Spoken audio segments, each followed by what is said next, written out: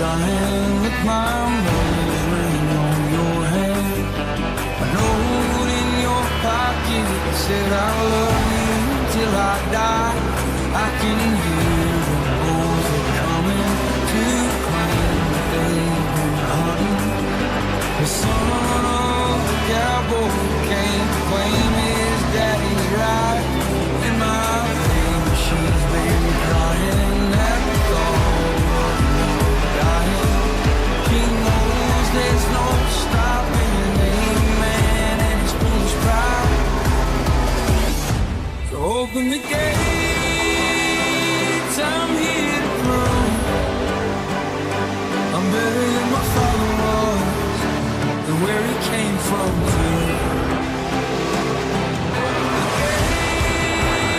gates, I'm here to ride. To hell I go, with daddy by my side.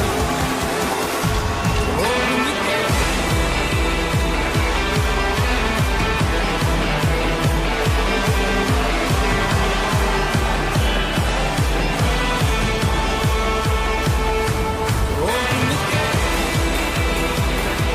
Well, last Monday, we set the field for the NWP Duels, and now they're here on this Thursday night edition of E-Tickets Racing in at our Night in America. I'm John Ramos alongside Jarrett Lumberg. Get ready as we set the field for the fourth NWP 400. We started with 101 drivers out of the over 200 signups last Monday, and now 62 drivers stand with 43 spots on the line. Jarrett, welcome back. You were just here Monday, and we're ready to go at it again. Monday was wild because the shootout showed everyone that when things are on the line, they're going to go ahead and put all the chips to the middle. I wouldn't be surprised if it's the same tonight. No, not at all. I mean, we saw it last year, too. These guys know what's at stake. They know the position they have to be in. They've went through strategies, practice, you name it. And now, with all of that in mind, it's just up to racing now. Yeah, it's all up to fate for some because just getting into the show was so tough. Let's recap the shootout last Monday. It started out pretty clean and had everyone's heads turning a little bit. But by the time the checkered flag waved, there was 4 drivers under the line first. 3 of them got to advance. 1 shoved another driver just to get into the show, which was a big no-no in the drivers' meeting. That was Nathan Lyons. He finished 4th, but his transfer spot was quickly taken away, given to that of Lane Sanders. So the drivers tonight you may see, that is Nagels, Sanders, Trafar, and Ethan Eckert, they all had to make it in through the shootout. Things changed big time. 2 drivers unfortunately had an emergency, so they couldn't race tonight. That means 6th and 7th got to advance, since 4th still lost that transfer spot. That's Comstock and Nathan Dew. They will be making up the rest of our 62 car field. I think they're in a better position than everyone else for one reason. Every community event we've had drivers talk about through the LCQ, you get the opportunity to shake off the butterflies, shake off all that dust. And when you get into duel mode, you may already just be one step ahead of the others. And that's going to be exciting because these are the guys that no one was expecting to be up there. I mean, there was going to be upwards of over 43 drivers that wanted to be in the shootout. And those 6 now, after what happened, they're the only ones left standing from there. They were the overlooked ones. And now they might be able to show off in front of, 1, all of you at home, but 2, all the competitors who thought they were more of a lock than them. Yeah, that's going to be the exciting thing. And the thing also is they can also make it in through the single car qualifying, which will be a part of the duels. Before we get into the full format tonight, let's talk about it. Slight setup change. At the conclusion of the shootout, some drivers realized that setup was not what they felt like they used throughout Speed Week. So right after the shootout, had an hour session. They had made the adjustments. This setup should produce more 3-wide action, including for the daytime conditions when it's a little more hot and slick. Another big thing, every single test session we have had, we can't keep these cars on the ground when the big one strikes. For some of these guys, they're going to have to keep all 4 tires on the ground and planted, because once you go over and you start breaking other things that you didn't think about, you may be heading to the LCQ. Yeah, and we saw it in the shootout. I mean, there'd be guys who they'd save it. Amazing saves during the shootout. You can keep control of these cars, but once they're gone, you're gone. You're either going to fly up into the fence, fly into another car, get into a big one, whatever it might be. So hectic, I think, is the big word that we've been using a lot to describe the way these cars drive. Hectic and sporadic. It's going to be a lot of fun to see on that. Let's talk about single car Q. The top 4 in single car Q automatically advance to the NWP 400. Within the first 5 minutes of us going trackside, the first 2 rows will be set. What are you thinking about it? Well, I'll tell you what I'm thinking about. I'm thinking about last year. So last year we had this same thing, Fast 4 make it in. And if you recall, one of those Fast 4 was Dean Brummett. Yep. And if you remember last year, little history lesson here, Dean Brummett was the man who won the 2023 NWP 400. We've had 3 different winners so far, and one of them in the first year of doing that came from there. We've had others that qualified in, some that I think we would call almost like qualifying merchants. They're just really, really good at qualifying at super speedways. Jackson Carr is one that I think of immediately. So there's going to be 4 people who have 5 minutes of pressure, and the rest of the night, they just enjoy it in the chat with you. They get to hang on out. And then it's time to duel, where the top 19 will advance from the duels into the NWP 400. Jarrett, if I do the math correctly, 19 plus 19, add a 4 to that. You're at 42 drivers, which means the LCQ means the winner advances. The other 19, they pack the bags. They're headed home. Yeah, so I mean, if you can't make it through single car quals, you can't make it through the 50-lap duels, 20 cars, 20 laps, 1 winner. That's 4 it. opportunities broadcasted. These drivers will have 3 opportunities to make it tonight. I'm excited. Let's talk about it. Which big driver will miss? Because every time we go qualifying for an e-ticket, someone misses. Who do you have? Yeah, I won't say that he'll miss. If you watched NWP last night, I predicted he'd make it. But I'm thinking of the big names. If I'm thinking the most likely, it has to be Braden Moffitt. Oh, I mean, come on. He finished 27th in the first year. First year of this back in 2021 in the Gen 4 car. Since then, he hasn't made it. He missed both years. Last year, had it in the bag off of turn 4 in the LCQ and ended up crashing. So he's one that I'm looking at right now. He needs to make this, because 3 years in a row being out of this race, I don't know. I wouldn't want to wait another year to try and make that one up. I'm going to be honest. I got to give this driver here, Frank DeAngelis. He has been on a dry spell. I think the dry spell continues well into this e-ticket event. I just don't think he has had the mojo to get back on track in these events. And he has won this year, respectively, in NR Night in America.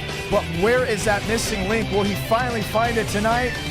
I think it's going to be very tough to see. But on the flip side, the underdog that makes it in every year, every e-ticket, an underdog sneaks on through. Who do you have? Well, you know, I saw a lot of talk about this driver. Maybe not the greatest overall, but in the drivers' meeting chat, Ethan Eckert looked pretty darn good. He did.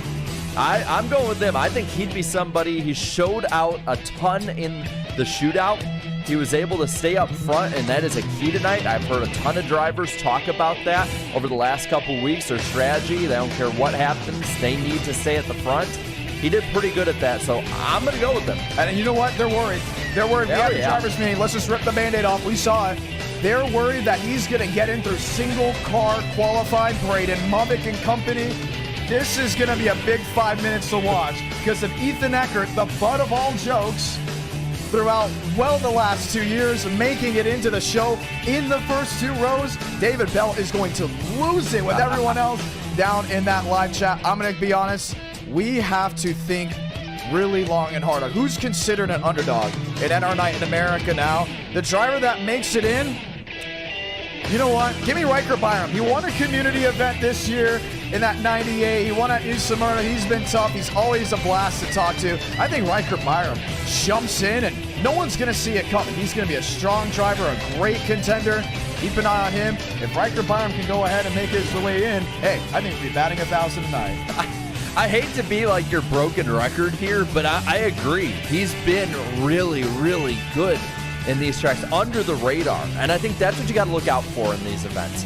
We've seen guys who will be the top of the line iRacers win this event. We've also seen people just come out of the pack that we weren't expecting in the first and third year of this event. And that could very well happen again because of just how even this field is. Very strong field, regardless of which ones make it. And that's what's going to be really exciting to see, who truly has what it takes. Well, guess what? It's time to go trackside in just a matter of moments because qualifying has started and 5 minutes of pressure is on for 4 drivers till everything else changes. I'm John Ramos, the voice of NR, alongside Jarrett Lundberg, one of the hosts of the NWP podcast.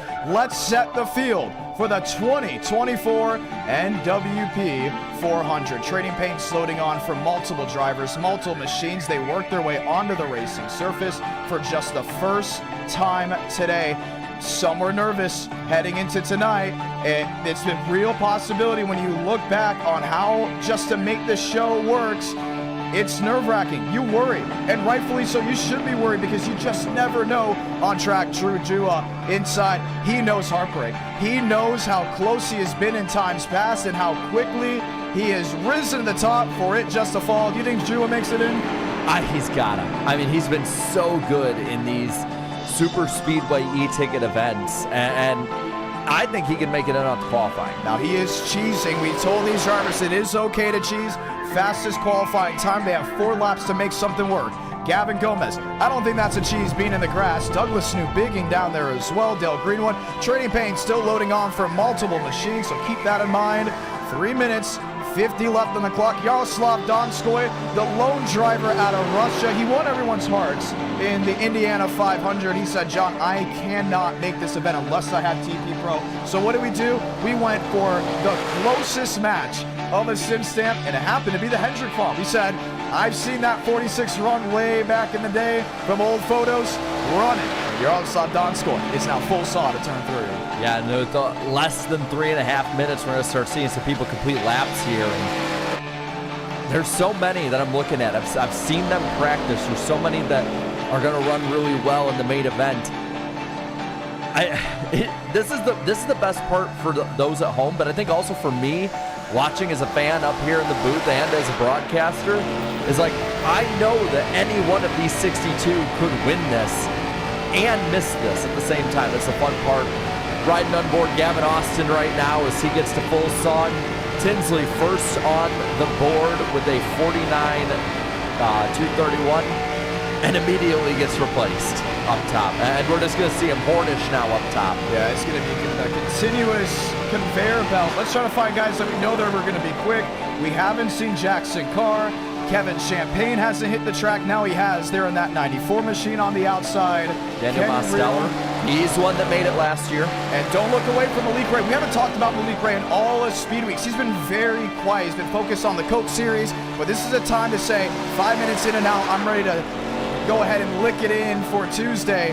He has that 48 machine. We've been changing some numbers around, waiting for guys that plan on running e-tickets in the future. If they can stick long-term with us, it's going to be a big time for Malik Ray to stick with the 48. What about Cody Nagels? Cody Nagels, they're in that 76. Nobody knew about him before the shootout. And I think we all got to keep an eye on him because look at that, fast forward continues to change. Mosteller top, Jua second, Beckman third, and Schmidt in fourth. It's a copy-paste of the Florida 500 with the 9 barely beating the 5 to the line. Let's see what Nagels can do here. 49.136. Is it enough? No, Braden top of the board. How about it? Can he hold it? That's the real question. Man, he just flew on in there, a 48.11. Jackson Carr top of the board. And we're not shocked about that. Greenwood will park it. He's heading to the duels. Frank DeAngelis, let's watch and wait because he's waiting for a reason. 42nd quick right now.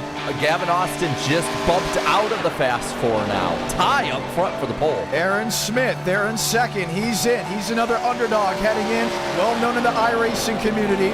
Not as well known on NR Night in America. Can he be this year's Dean Brummett? Muvik, Mosteller. Here comes Frank. Down the flag. 47th quick. 10 out. See, he's projected duel 2. Jaden Reyna, we've seen him be quick before, but time is a ticket. And now Nagel's out. Demos is on the cut line as we run, so I'll wait and see. 36, 35 seconds. Spencer Burns, 58 quick. He's still on the clock.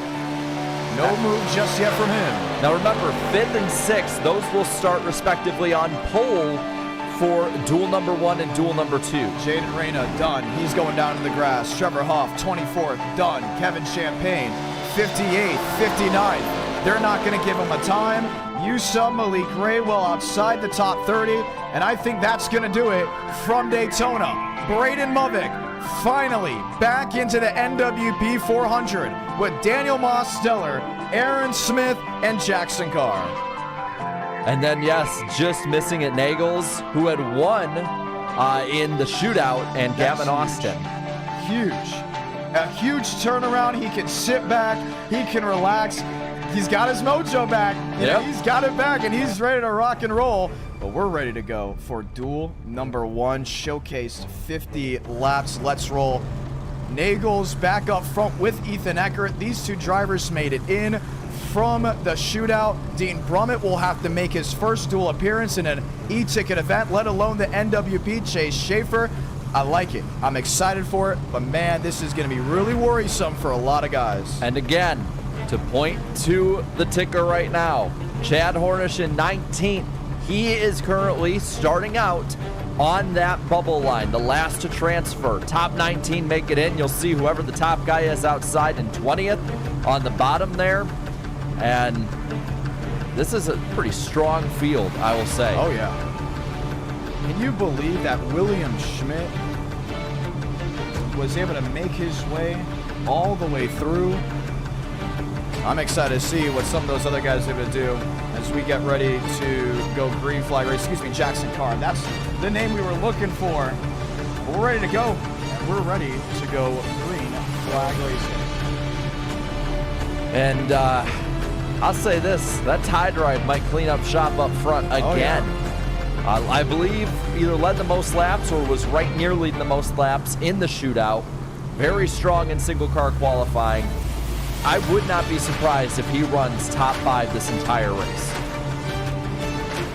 First 4 locked in, and we get ready to go racing with the NWP 400 duels at Daytona. Ladies and gentlemen, let's go through our starting lineup as we get ready to go green flag racing. Jackson Carr, Smith, remember those are the guys that made it in through the duels. Excuse me, they're going off of what qualifying was for single car. So we're going to go ahead and just avoid that for the time being. Left side of your screen, you'll see where everyone starts in duel number 1. The notable Shaq, Conklin, Joyner, Real all shaping up. Chad Hornish has got some work to do, and so does Lane Sanders. Yeah, Kenyon back there as well, and Kevin Champagne all the way back in 28th, nearly shotgun on the field. Yeah, he's going to have to make up time quickly. Chad Thornquist, James Yusa, Michael Mitchum, they're locked in. They're ready to roll.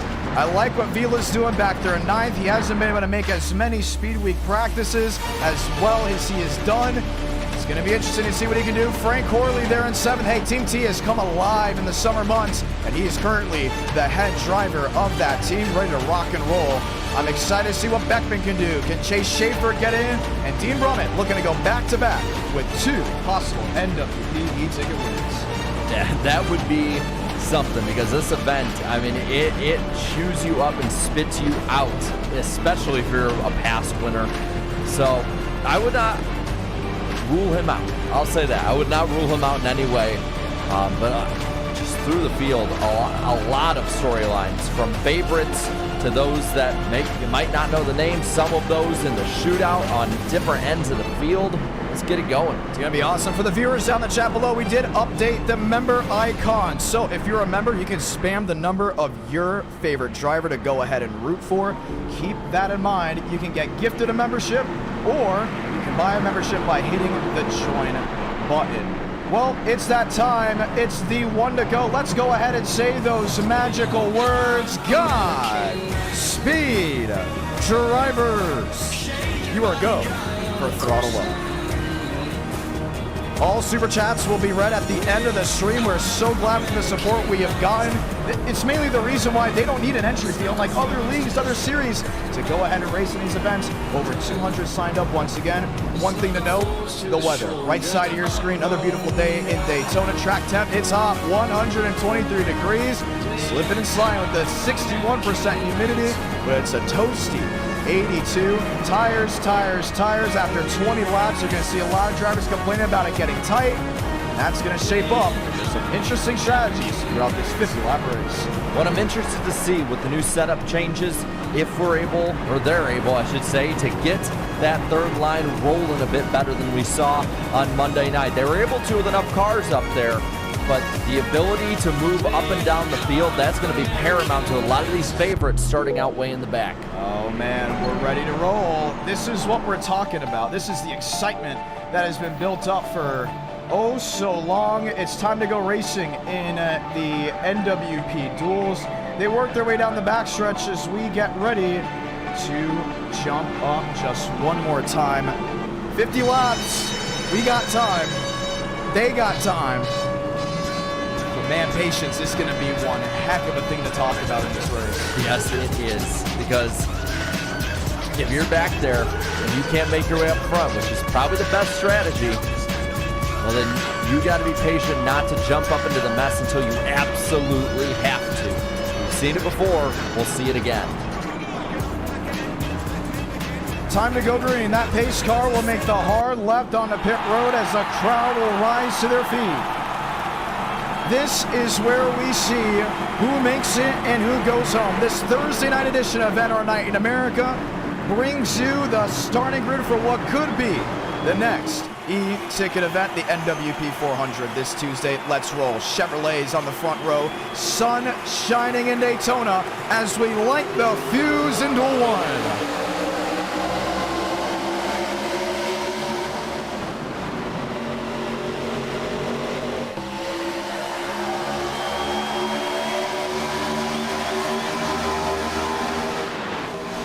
Whoa, he blew up.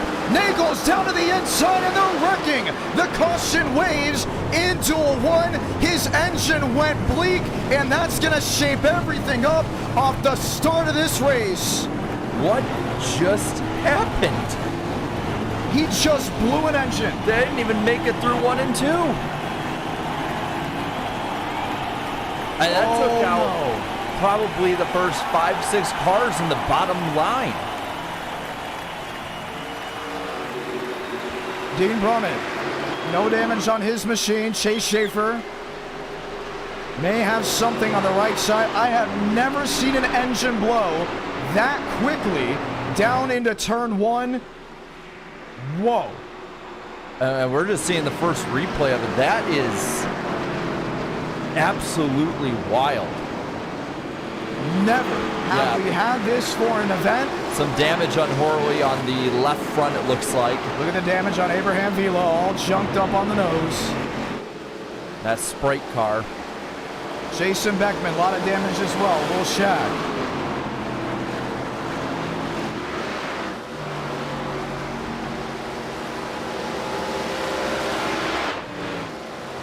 Unreal. Let's go back and, if we can, and see what exactly happened and who got the worst of it. I have never seen that ever. And he just collected we're going to have to go right from the jump. Eckert on the outside. And somehow, apparently, he money shifted down into the third gear. Second year in a row, we've had a money shift issue, but you can't have that issue, including when you're starting up front. He's going to be out of this duel for sure, and they're going to discuss now the LCQ, because that probably just ruined almost everyone's chances that were up in front of them. You saw it here. Yeah, right there. Wow. That's at least half a dozen cars. There's a couple others that got collected towards the back. But great move by most of the guys to get out of the way. I'm looking at maybe 4 or 5 that have really hard. Look at Tinsley just stopped. Same with Josh Kenyon. That's an old Dale Jr. trick back in the day. He just stopped the car and just let the wreck happen. Well, the good news is they weren't full saw yet, let alone they probably weren't even 50% before they even got to turns 1 and 2. But for Jason Beckman, his car is junked. Abraham Vila, I worry about him, and they're quickly onto pit road. Man, I really think Vila probably got the worst of it based on at least how his nose looked.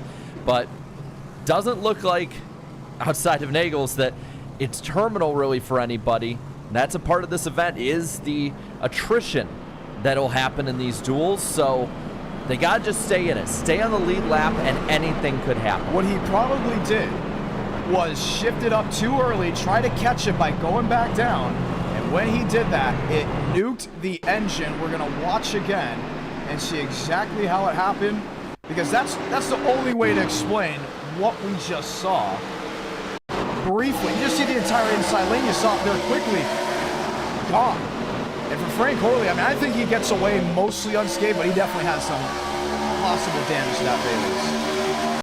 Watch right here, and you can see Eckert already a nose out in front. He definitely shifted too early. And you see Brummett, he picks him up. But obviously, Brummett's not at fault at all. It's all Nagels. The winner of the shootout. You see Vila start packing in David Joyner. Yeah, that's 6 right there. There might have been another spinning in the back, but Hornish keeps out of it from the looks of it. Yeah, keeps out of it. Kevin Champagne, Spencer Burns, Jaden Reyna right to the outside to get out of the way. Little contact, but nothing major back there. But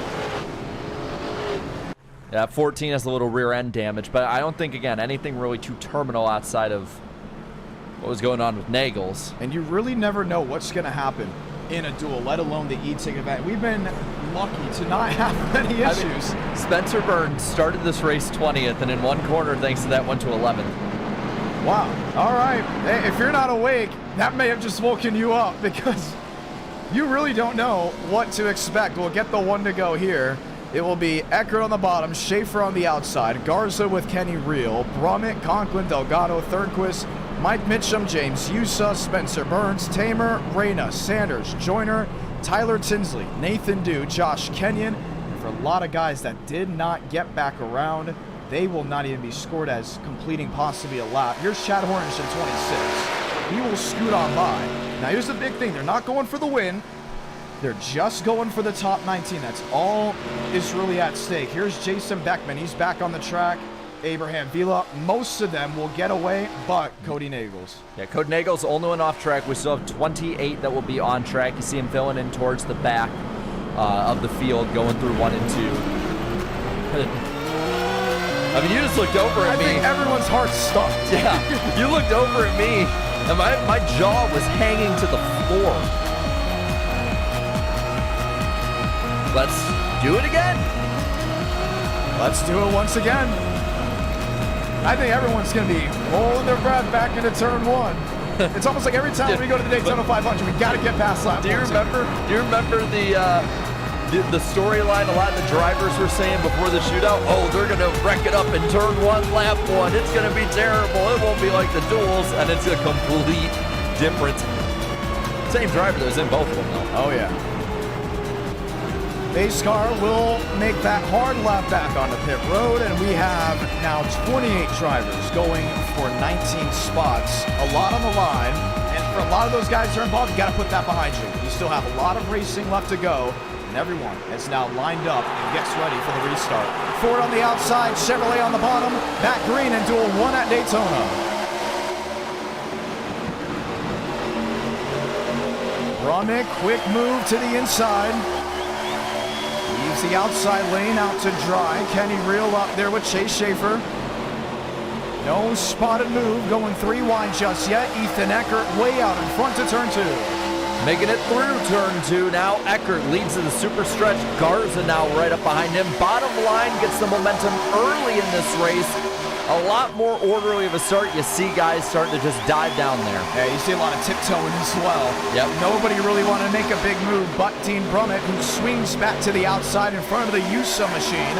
Eckert and Schaefer are toe-to-toe for the top spot.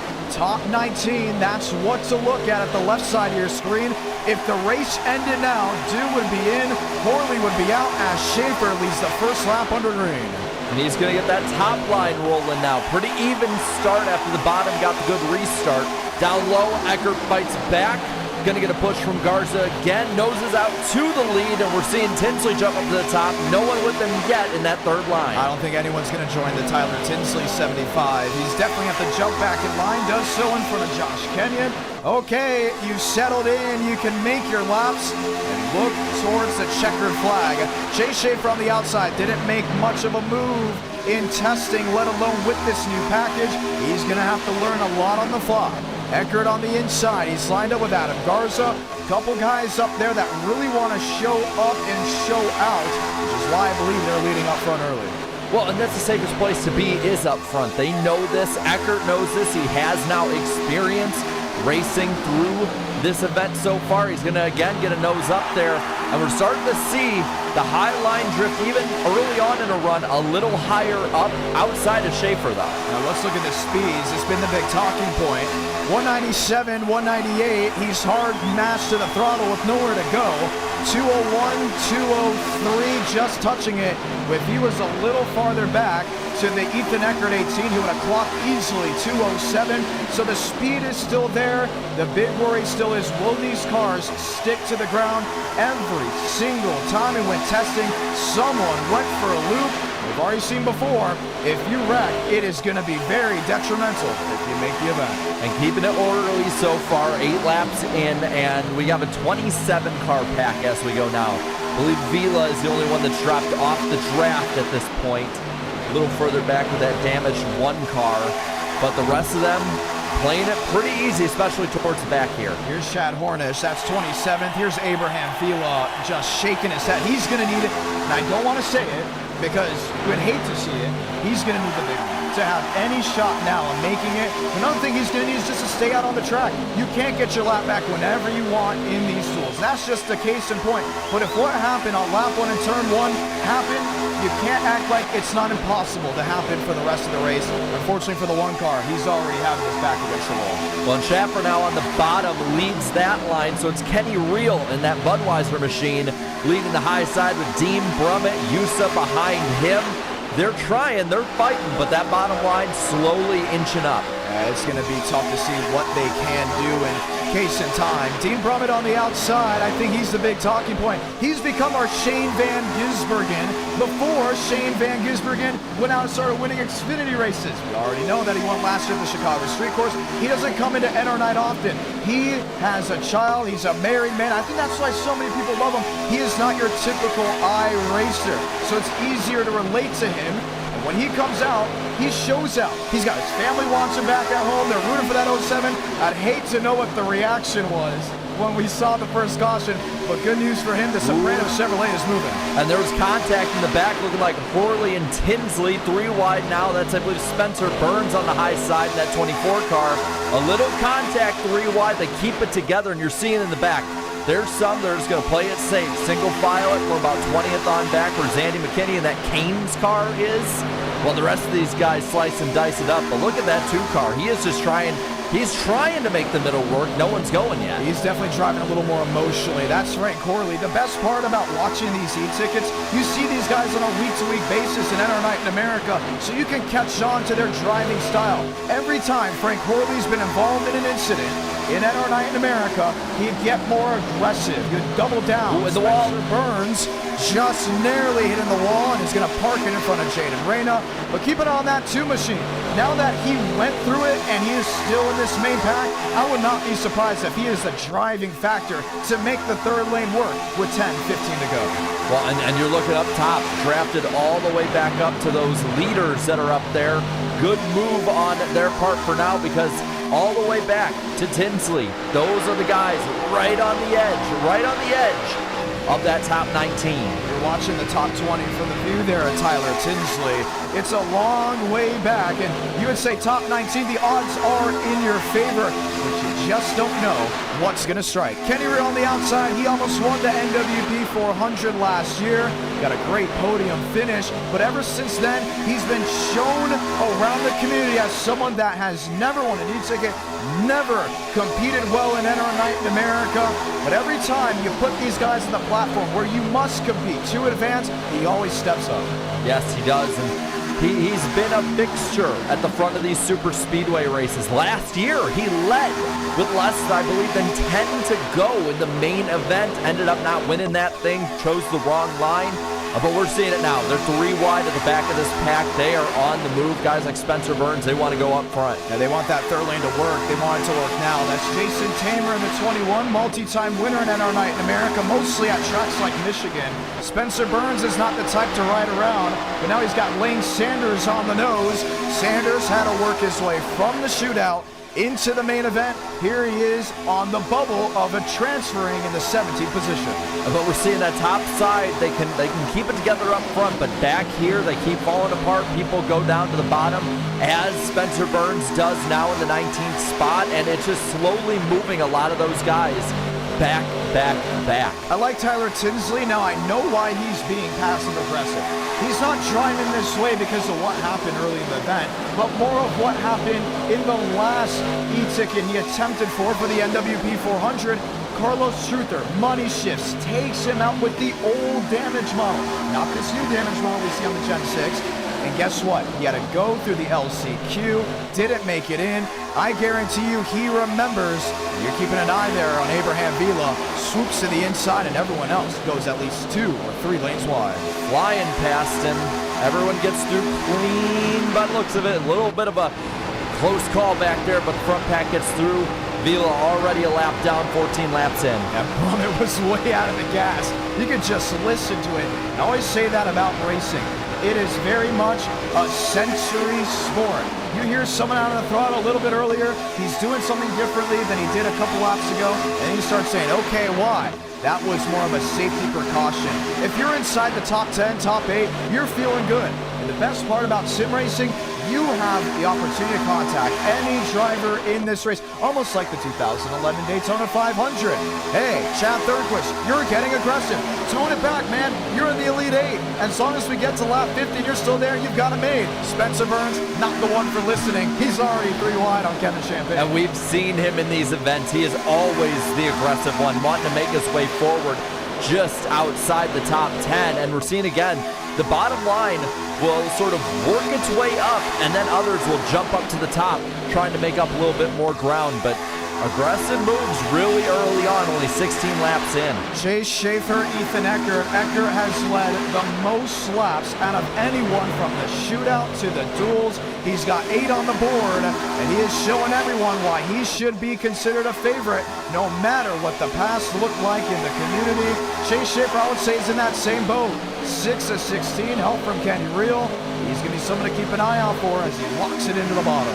Well, I notice what Schaefer's doing up there is he's sort of seesawing back and forth. He gets the high side a little bit, then the low line gets going, they'll clear them again, he gets the low line behind him, playing it smart, keeping himself up front, and that works early on. Later in this race, though, you can get left out to dry doing it. Oh, you very much can. Here's a whole view of the pack, 3 wide, shuffling topside.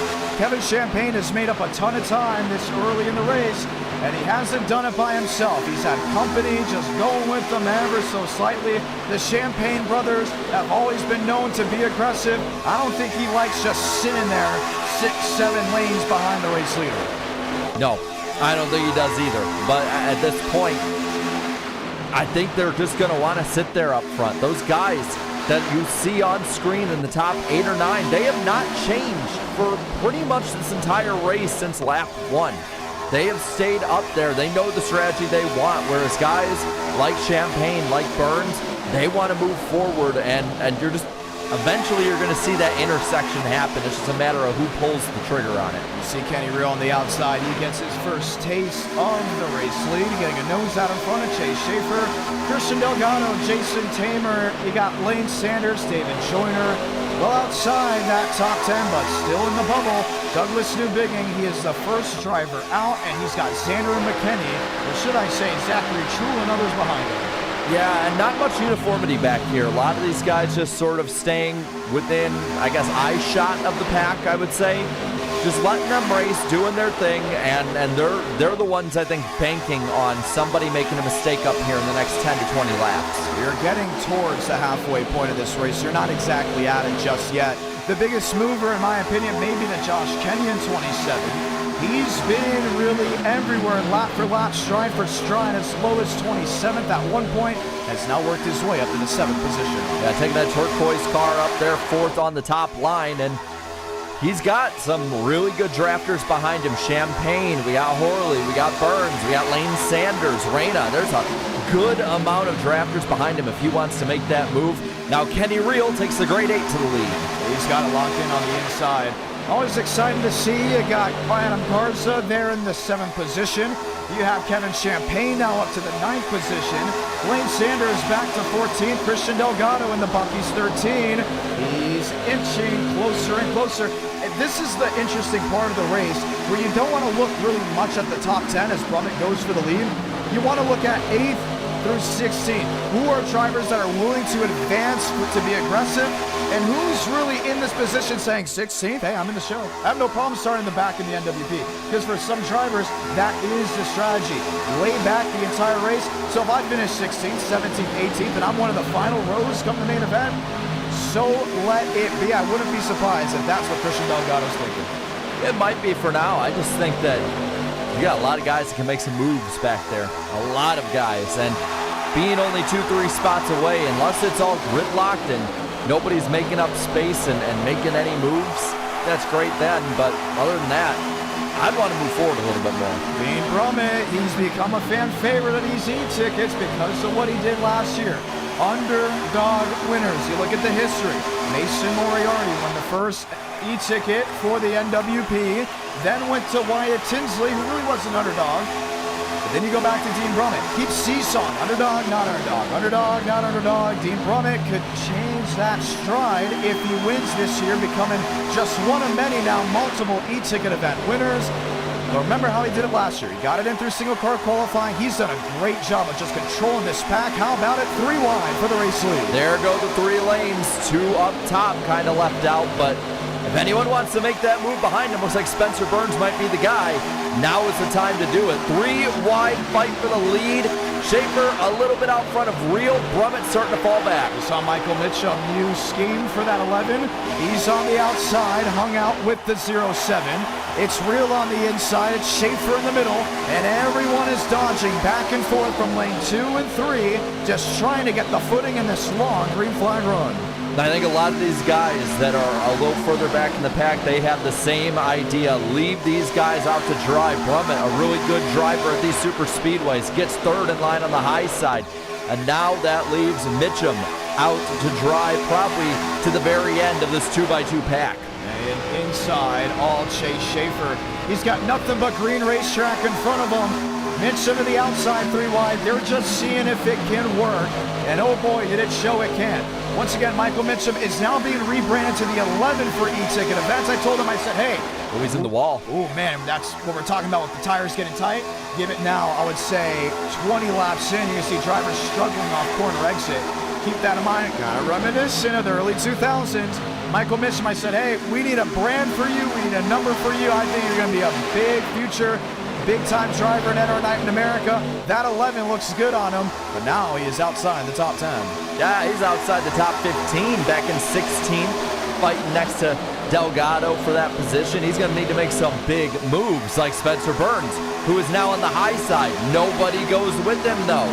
That 24 car alone up there while they battle up front still for the lead of this race. Listen to Lane Sanders. Give it a moment. Does he let Burns in line? I think Burns has got an ally to the outside lane. I don't think he's going to make that move. Big point coming up here. They're coming up. They're coming up on Abraham Vila. Again, the lap of now 3-4 wide for this pack. They got to get this stuff organized because he's going to be on the bottom unless he gets to the apron. He's going to get to the apron now, but it's going to jump some drivers up. Jumble, should I say. And now the spots will continue to change. Adam Garza is up to 3rd. Contact with Kenny Reel. And both the DEI cars can make it safely through the tri-oval. Dean Brummett hung out to dry 3 wide.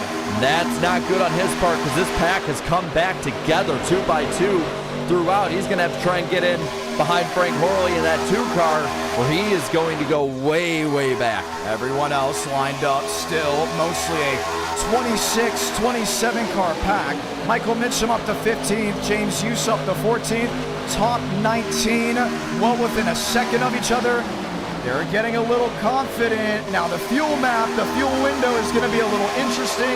I still give it about 40 laps. If we go green, they will have to make it in. Yeah, and they're halfway through this race now at the line. Schaefer barely with the lead on that one. The 2 DEI cars behind him, and now looking like it's going to be Kevin Champagne trying to make the move. Nobody wants to take that high side. And that's the big worry. If this was the e-ticket event, if this was 25 laps to go, give it 6, 7, 8 machines will jump to the outside and run the Champagne train. But you are in if you are Kevin Champagne. You're at 9. You are in if you're Frank Corley. You are in if you're Jaden Reyna. Why should I go up there and jump my race car possibly with some guys that struggle to hold it 3x3? He's in the wall back there a little bit. Slowing down. He's still up there in the wall. Keeps it from going around, but that is going to drop him where? About, he's outside of the top 20. He's going all the way to the back of this pack. A huge favorite for this race. Going to have to make up some more in the last 24 laps, and if you're the rest of the pack, you want him shuffled out. You want him to go the LCQ. You want him to have only one position that he can make it in on. That's a big move by him, and it's showing that the tires in these hot, slick conditions are struggling with that 30-wide move. So let's take a page of the early 2000s, the fad, the golden era of NASCAR car control. It's going to come into effect, and already look at that outside lane. They're washing wide. They're a little bit out of the throttle, and you're going to keep an eye on that because Josh Kenyon, who was possibly back there saving tires at one point, may have a lap or 2 advantage over some machines just stuck in his spray. And that little bit of an advantage can make a huge difference at the end of one of these races. You're seeing, though, there might be, 7 cars in that top line. The rest of them are either falling back or going to the bottom. These guys handling a huge issue. We're seeing openings on the bottom. If anyone wants to take it, they're not going to. But handling is only going to get worse on these cars the longer they stay green. That's going to be interesting. Ford hasn't won an e-ticket in quite a while. They got 2 to the resume. Dodge is another talking point because they're back with an e-ticket event. They were strong the last time they went green. That was for the California 500. They won an e-ticket with Braden Mullick in the USA 500. They got some heavy hitters that they would love to make it in. Another welcome back is the Pontiac. Pontiac has not been in an e-ticket event, get this, since the first NWP 400. Can Pontiac get their first manufacturer win in an e-sport event? There's 5 manufacturers that are going to be in these this event? Chevy, Ford, Dodge, and Pontiac. Yes. That will be 5. So 5 manufacturers in this event to pull for, and you're seeing them all through the pack. And I'm watching these moves, and again, they just reform that top line. And you see Kevin Champagne up into the transfer spot in 19th, right at the tail end of the top line. You see more guys washing up that track on the bottom. And you're seeing it on the exit of the corner. That top line, if they can get it hooked up and everything's perfect, they get a run. But other than that, they fall back, and they need the straightaways to get back up towards the front. And you're coming down to what would be crunch time. Give or so 5, 6 laps. 21 laps to go. If you're in, great. If you're out, you may want to make a change. Everyone's got a different objective. Schaefer wants to win. You get bragging rights. You got a great crowd watching back at home. Set the tone come Tuesday night. Other drivers may just want to make the show. Some don't just want to make the show. They want to start up front because of strategy. Including with the tire handling situation. That's why Burns has moved up. That's why Brumman is still trying to climb the ladder. And I wouldn't be surprised with Tamer stuck in 15th. He won't make a charge with maybe 10 laps to go. Well, and you're looking at this pack now, and a couple more have fallen off. You had about a 25-car pack, give or take. So you got 6 or so outside of it, maybe 7, give or take, if they can get them pulling up, that can make a move, try and get into this race. And with 20 laps to go, this is the time you've got to be in position to do so. Kevin Champagne trying to make that high side work again. No one will go with him, though. Then he's out of the throttle. That Taurus just can't get it to work the way he wants. He's got to fall back with Nate Dew. Look at Dean Brumman. He has fallen well outside this top 10 as pacing, and now, should we say open air, is starting to play a role. This is 19th. This is 13th. There is no landlocking for position. No, there isn't, and it's starting to get spread out like an early 2000s Daytona race does. The handling really throwing a lot of these drivers for a loop, but we're seeing the same 5 or 6 up front. You know, Spencer Burns, we talked about him earlier, started well back in the field, had to make his way up. Now up into the top 5 of this race, going underneath Kenny Reel. One lap machine down to the inside. I believe that is still that is the 44, Mitchell Armstrong, who will go 1 lap down. He had issues earlier in this event, lost the trap, and he is currently in the lucky dog position if we get a caution. 2 by 2, Ford leads the way. It's bow ties on the outside with that second row. And you're seeing again the high side trying to form it back up. Garza now in the 3rd position, getting a push, trying to get the 2nd position. High side moving again with 18 laps left. And we're approaching, more than likely, the edge of that fuel window. Jaden Ramos, some may say, why is he in the 3 car? The first NWP 400, he drove the golden 3 car, which also happened to be the thumbnail.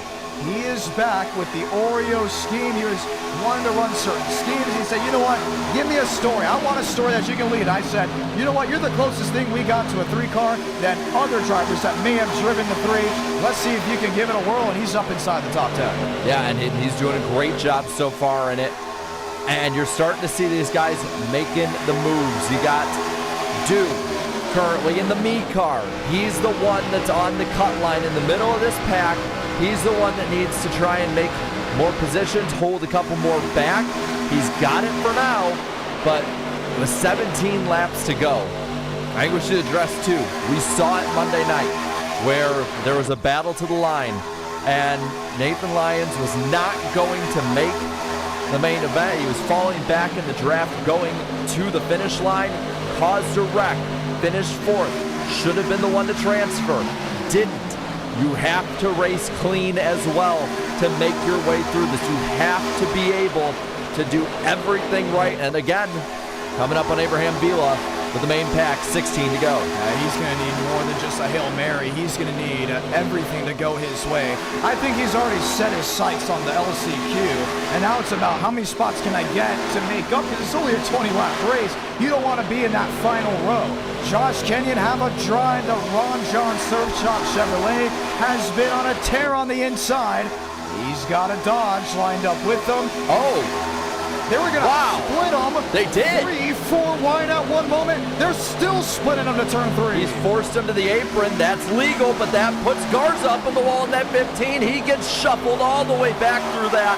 And that is what can cost you when you have these lap cars up front and they don't concede the way. Somebody up front is going to get the bad end of it. And he had to lay off the throttle off turn 4. All of that momentum will be lost on the Chevrolet. Chase Schaefer, race leader, on the outside lane, headed to turn 1.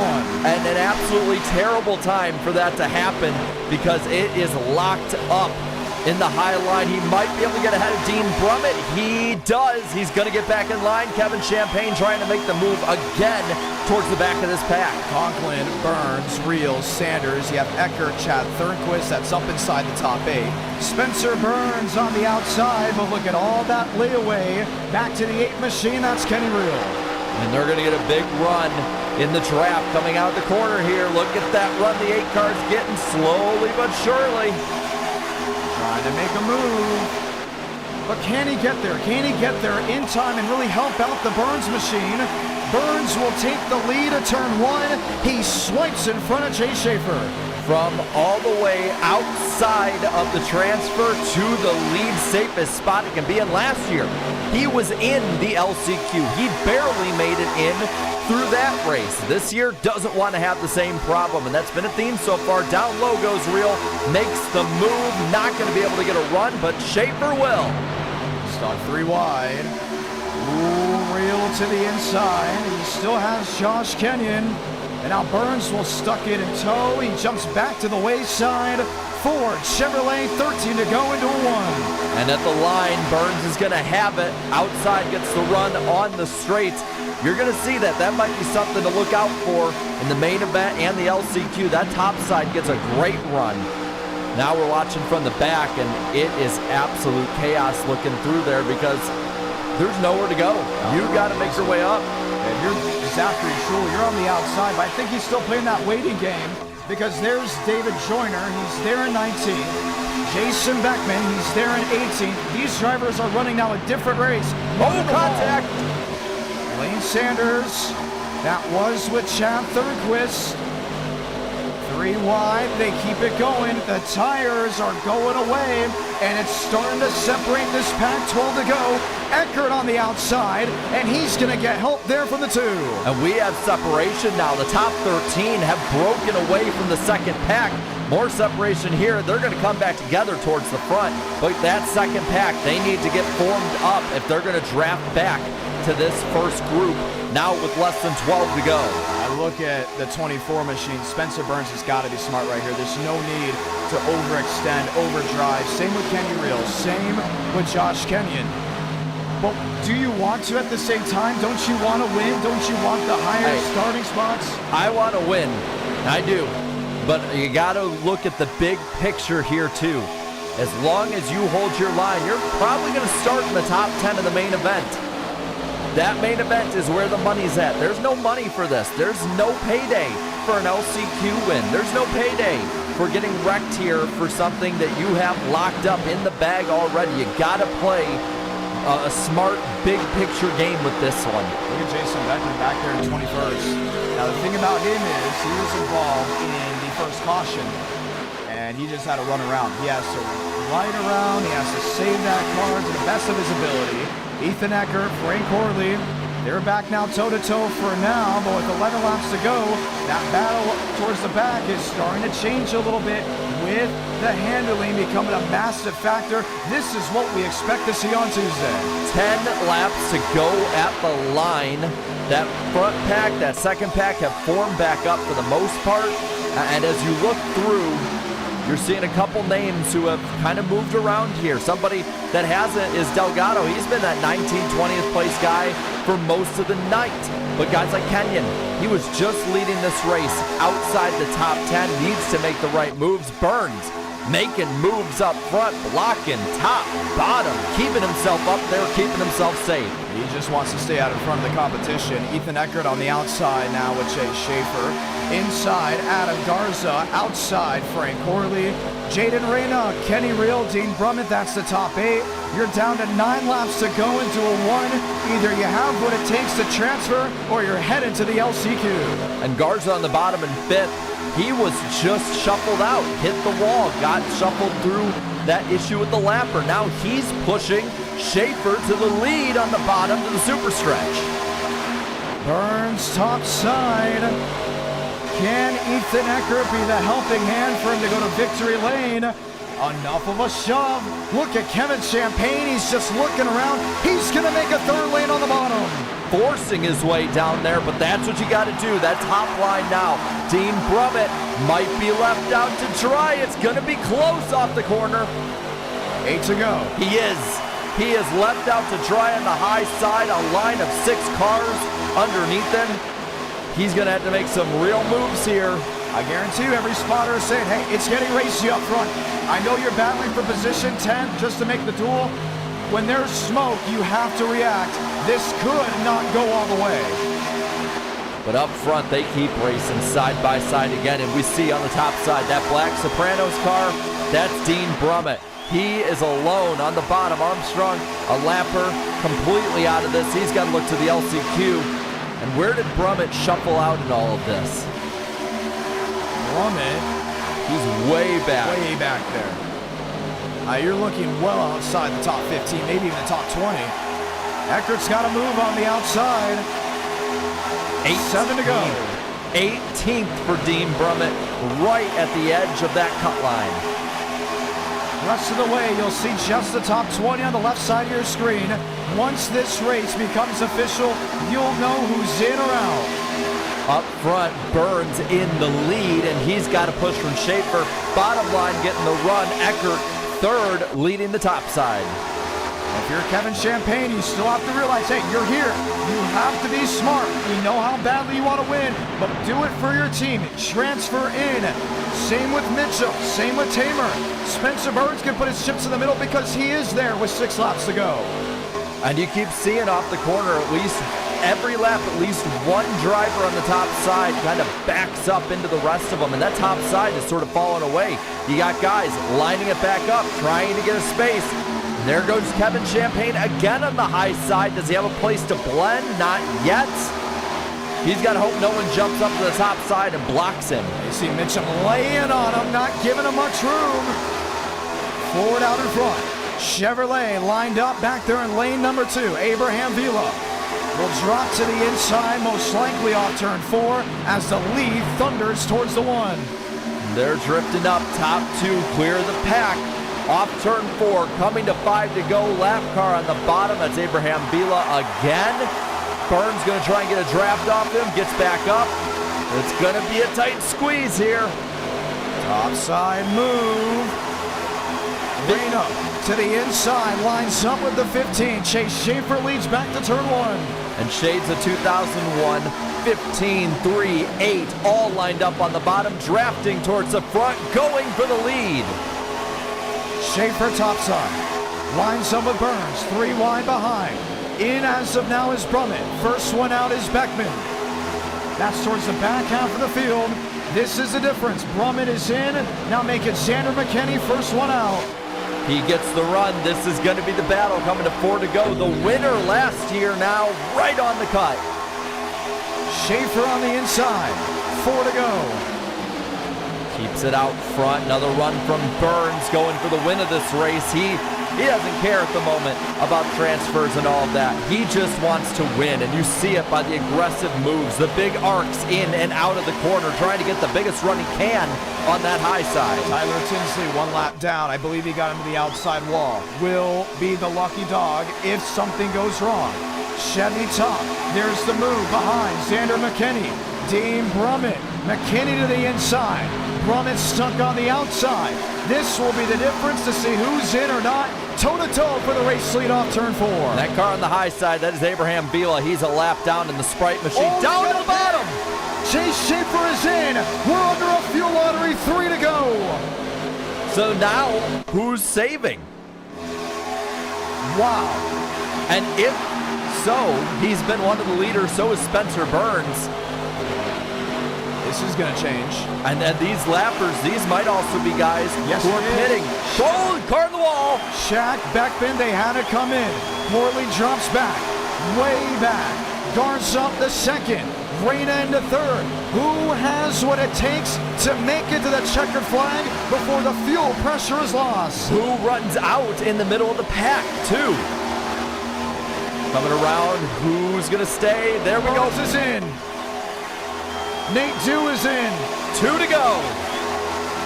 A wild turn of events here at Daytona.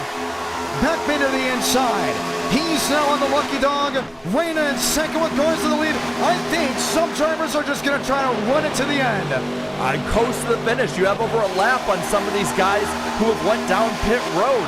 15, 3, 18, 8, 0, top 5, single file. Are they trying to save fuel by just drafting? This is Brummett. That's why he dropped back. Here's David Joyner. He's not full throttle, let alone in the draft. Coming to 2 to go, coming to 1 to go this time. Coming to the white flag. Who jumps down this time?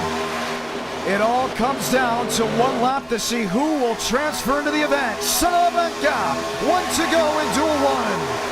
And now Eckert trying to make the move on his own. The 15, 3, and 8. They're all going to keep it together. 3 wide in the pack.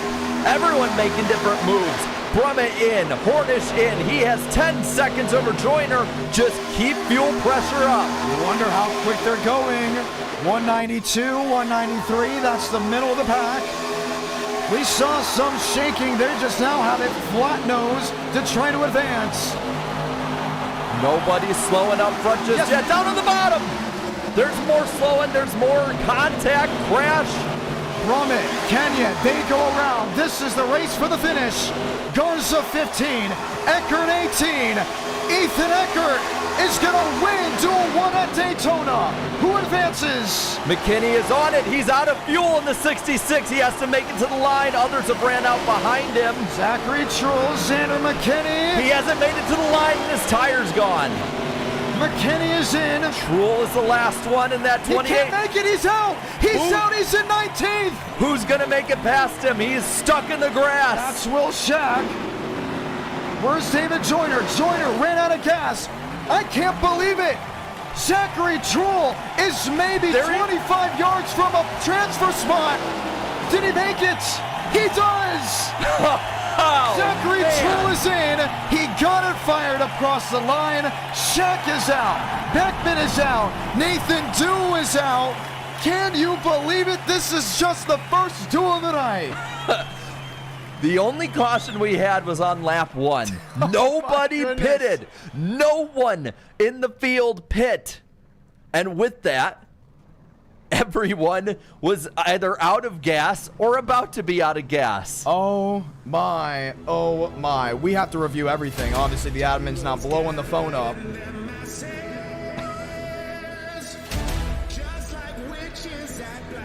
And you want to know the crazy thing? We have to watch back. We do.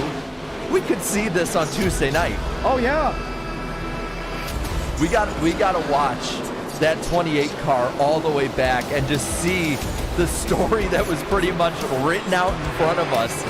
I thought he was going to be stuck in a heartbreaking just 20 feet.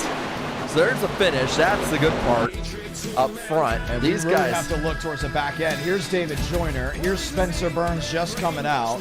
Tyler Tinsley, Nathan Dew. We're going to do a super rollback to what happened. We're hearing Jason Beckman was shoving the Josh Kenyon machine when he ran out. And he can't really help that. I don't see anything wrong with anything happening Xander here. McKinney. So he made it to the line after riding the wall, Martin Truex style. Wow. And you see that 28 car left front completely destroyed. I mean, I don't know how he had a little bit left. He couldn't slammed control the it. inside wall, yeah. He was just going to try and let momentum take him to the line. Wow. And you see all these guys getting in the transfer, some laps. Yeah, that's... Josh Kenyon make it? That's the real question as well. Yes, Josh made it across the line. But look at him, he's going, he's trying everything. We thought he was out, then he was stuck in the grass. Here comes Schaefer. He already had pit, though. He was a lap down. Same with Burns here. Insane. Wow.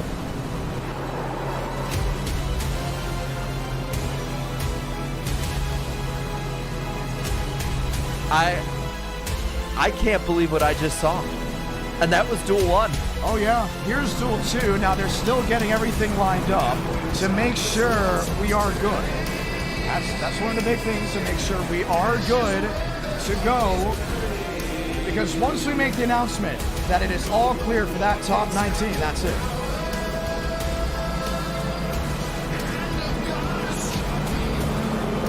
We knew that fuel was going to be an issue. They were going to be on the line a little bit. But I think it left our minds when we're coming to 3-4 to go, and they're just running like normal.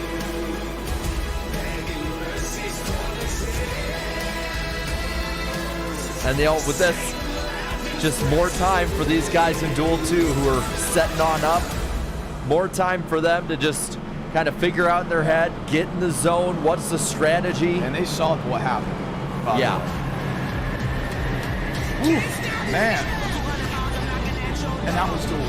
That was duel. We got another 1. duel. Last year, the second duel was the wild one, too. It just ramped up as the night went. So we saw a fuel lottery with a lap 1 wreck. I want to know, Chet, what are we going to see in this second one? You have an Austin you see on screen here. Pole sitter in that Porta Subs Ford 22 car. You got Lewis up in that Jeremy Mayfield Mountain Dew machine. They're saving, by the way, because we haven't given the go-ahead just yet. I think we're going to have to go one more lap, just reviewing audio of certain drivers. Because there was a fuel lottery, they were wanting to see who would get help from who.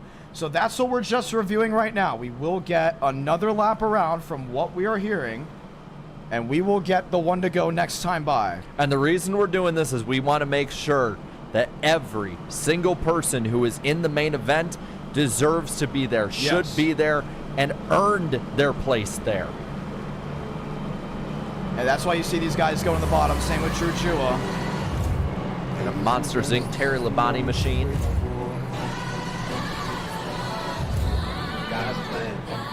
I know a lot of what I heard through testing was this is just going to be a wreck vest package. These cars are so difficult. They kept it together for 49 laps after lap 1.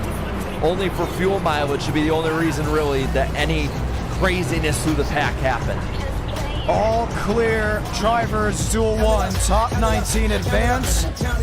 That is official. Eckert, Garza, Chad Thornquist, Reyna, Champagne, Real, Mitchum, Tamer, Conklin, Newbigging, Horley, Sanders, Yusa, Delgado, Brummett, Hornish, McKinney, Josh Kinnan, and Zachary Trul. Welcome to the 4th NWP 400. That is all good to go. They get the clearance. Let's get the 1 to go here as we get ready to go green flag racing in Duel 2. That's what I love. They were going to every little detail to see what was going on. Shout out to the admins. They were making sure no one snuck in that possibly could have manufactured a spot. And here we are for Duel number 2. And now we're lined up again, still saving fuel. Smart move on their part. And there's a lot of good drivers that are starting way up at the front. As you look through the rest of this field, there's a lot of good drivers who have been up at the front of the last couple super speedway e-ticket events, like Barbagallo, 19th, right on that cut line. Malik Ray, 16th. TCB, one of the only 2 drivers to make all 3 NWP 400s and attempt this one. Demos, the other, already qualified his way in. Now Baker needs to be able to finish 19th or better to join him for the 4th straight year. Fuel lottery, and it's in everybody's mind. Does it happen for a second duel in a row? I'm not sure, but they're saving like they know it could be a possibility. And they're being smart about it. I like that early on. Good to have the strategy in mind as we've taken a few more pace laps than the first duel did, but let's go. It's showtime. And we got the clearance. Dodge on the outside, Ford on the bottom. Lewis, Drew Jua. Jua back at a track that he's been the bridesmaid at before. Now just looking to make the biggest e-ticket event on 2024. Gavin Austin will bring the field to the green flag as we're going to light the fuse in Duel 2 at Daytona.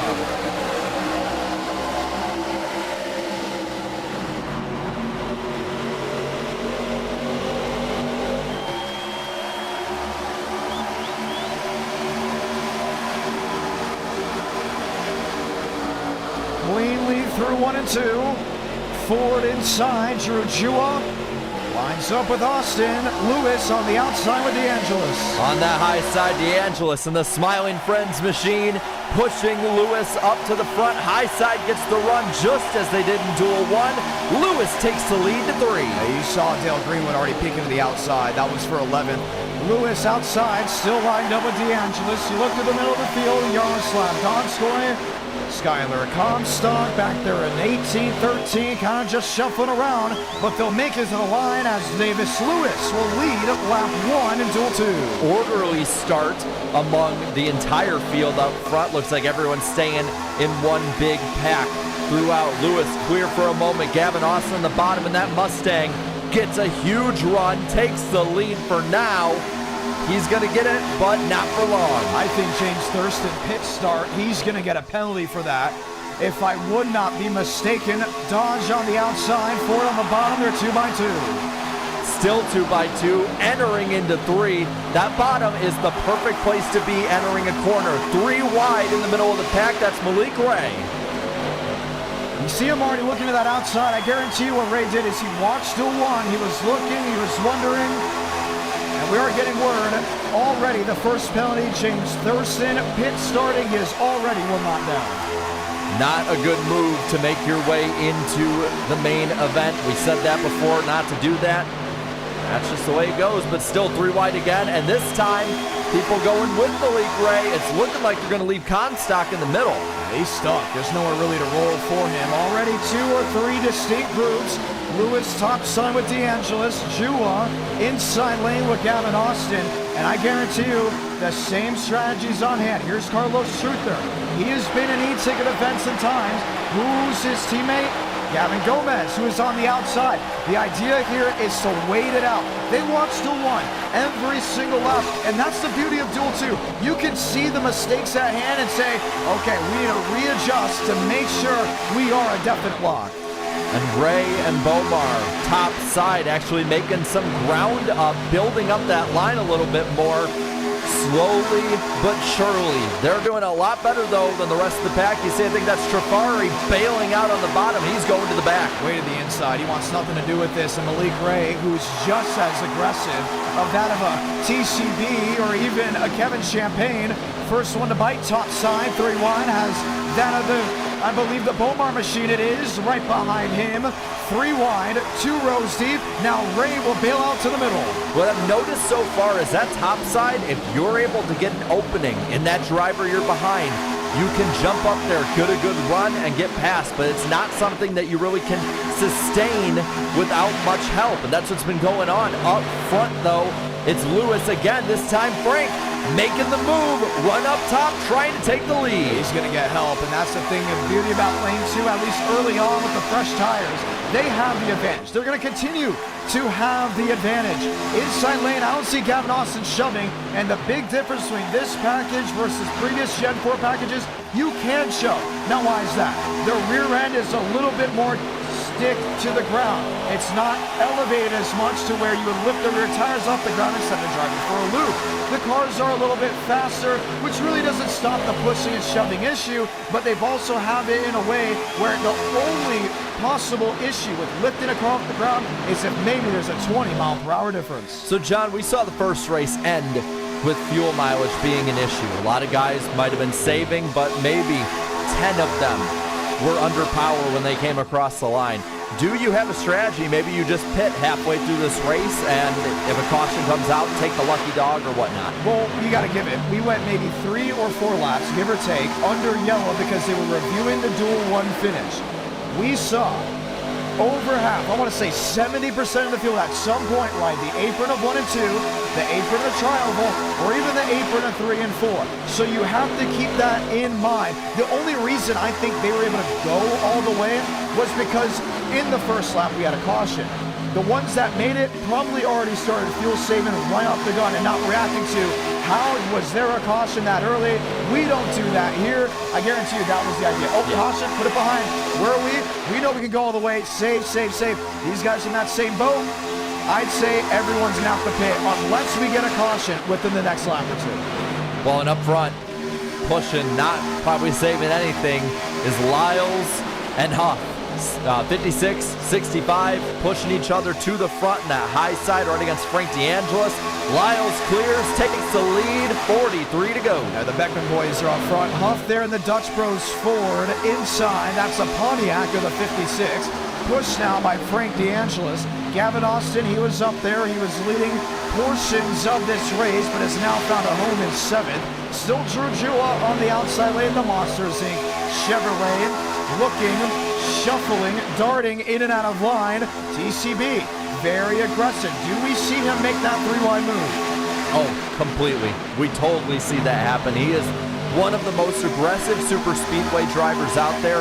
He's been that way since the beginning of NR Night and e-tickets. He will be making the aggressive moves. So Trevor Huff is the race leader. Dale Greenwood on the outside. He made some headway in the last e-ticket, the Indiana 500, but hasn't won a race in quite some time. He had a long winless streak at one point. We love seeing him up there, including with Malik Ray. Get Ray and get Baker to work together. I think they're going to be a super unit in lane 2, but the tires will bleed a little bit more than expected. This setup, this package, a tad different from what we had Monday night. I think these guys are already well aware of calculating. Inside lane, you know they're saving a little bit more. Outside lane, they're pulling a little bit of that rubber on the right rear. Keep that in mind. Just 42 laps to go in this race. Well, an excellent move there by Greenwood and Ray. They cleared the bottom line, both of them top 2, and that's going to have Jua probably fall back to about the 4th, 5th spot on the high side. High line trying to regroup after that.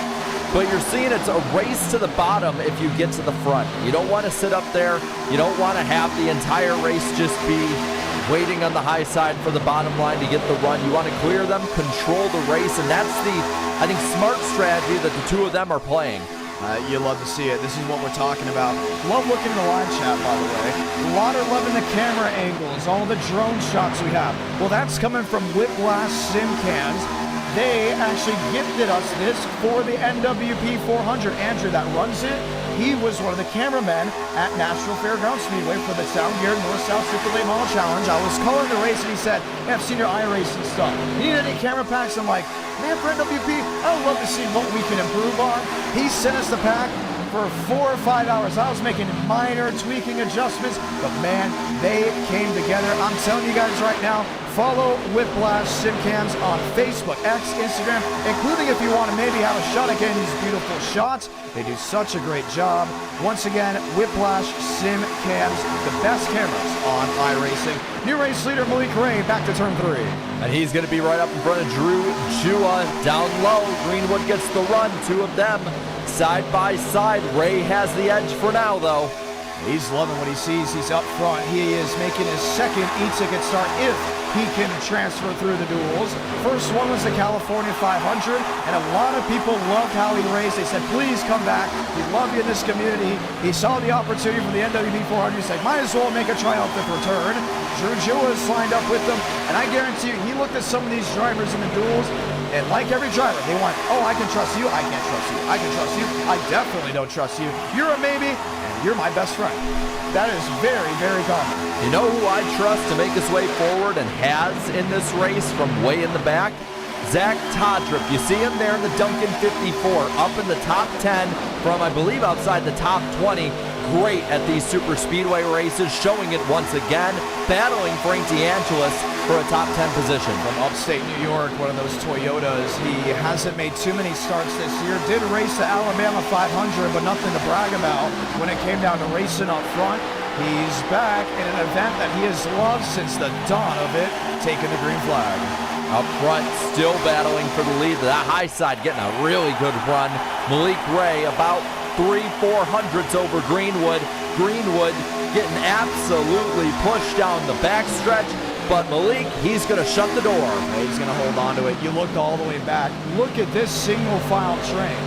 Josh Lilly, who actually broke his monitor today, by the way. I'm not joking. You ever played Mario Kart? You have the squid that went ahead and made it all black? He had to deal with that. I'm guessing he got it fixed because he's rolling or just pulled another monitor out. William Schmidt back there in 16th. He's our closer. Don't expect him up front, at least as of now. River Page in the 26. He's been a hit or miss. He's been disqualified out of e-tickets. I guarantee you he's just trying to be the good kid to give the teacher an apple tonight. Yeah, and this is the top 19 or so. You see Schmidt move up. He's going to go up to the top side. They're trying to get a bit of a run because that much of a gap, if you get the draft on them, you're going to fly up there and make up probably 5-6 positions. Look at Trevor Huff. Well out of the throttle, blipping it, blipping it, blipping it. And also down into corner entry. He's having to blip it just a little bit more. This is 195, 196. Most of the testing has come from the nighttime. That's where you see 207, a little more grip. But definitely these day conditions with the track temp being at 123 degrees, it has thrown a curveball at every single team tonight. And already they're still worried about what they saw earlier. Well, if you look ahead, we got something coming up that we had a couple times in duel number 1, and that is lap machines. These guys now, again, 2x2. They were mostly single file. They're going to have to deal with going 3 wide possibly in the next couple laps. And look at McConaughey up to the 4th spot in that Taco Bell machine, pushing Drew Jua, trying to make up a little bit more ground. Thought about going down to the bottom, not there, going to stay up top, has Todrick behind him. Top 8 now, 9 I'd say, running side by side, battling still. Yeah, you see it, Chevy, more Chevys. Bring all the Chevrolets forward and throw a couple Toyotas and Fords in there. With 35 laps to go, you start thinking, hey, you're in a good position, but let's look further back. Here's Sierra Clamper, she's 24th, Yaroslav Donskoy, Riker Byram, and there's Vijaya Kumar. 27 car pack, got a 28 guys, and there's James Thurston about to go 2 laps down. I do not like the strategy he called, and he knew about the rule. Can't say he didn't. He was in the driver's meeting when we said it. this is going to put a big wrench in his plans. Yeah, and we told everybody going into it that that was something you can't do. Did it anyway. Up front, top 8, I'd say.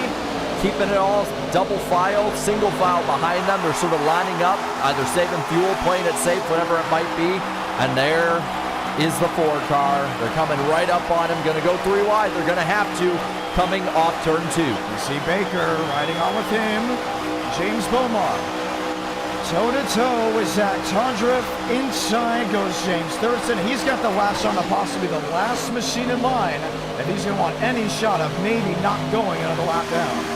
And he's actually going to get in the middle of the pack. So what he needs is to try and unlap himself the old-fashioned way. Get up there, unlap himself, and then hope that he is the first car a lap down, that nobody falls off this pack. Because currently, right now, he would get the lucky duck, but he would only get 1 back instead of 2. You see him already looking back to the outside. There, the Baker machine.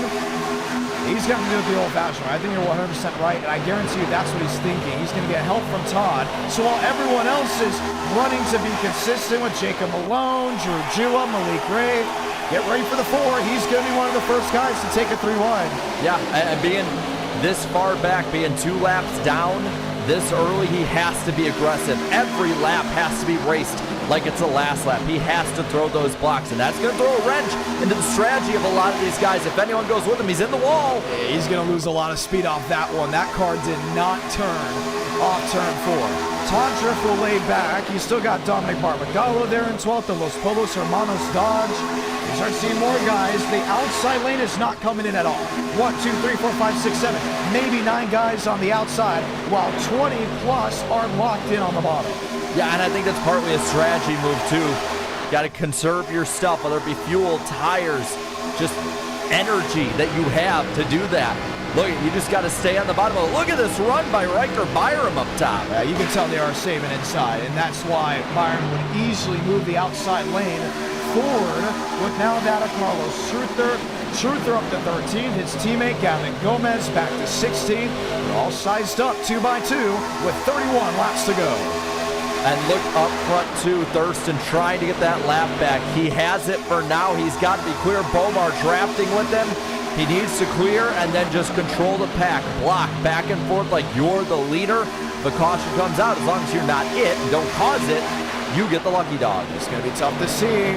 Now, if you're Malone, if you're Jua, do you battle the James Thurston car? I don't think naturally. They will go toe-to-toe with him. And maybe even 3 wide. Here's a move to the outside by McConaughey. He's going to tail back. You can expect the 5 machine to be side by side with the 4, but they're not going to try to clear in front of him. They know he is out of harm's way. The real race is James Beaumont in the 20 with Drew Jua in the 5. Yes, it is. And Jua's going to get that push. Not going to get him out of the lapper for now, but he's got a buffer in the first position. And at this point, you're watching what a lot of these guys are trying to do, and you see the attempts at the top line, but it just isn't working unless you're all tight together like the front of this pack. You got it again.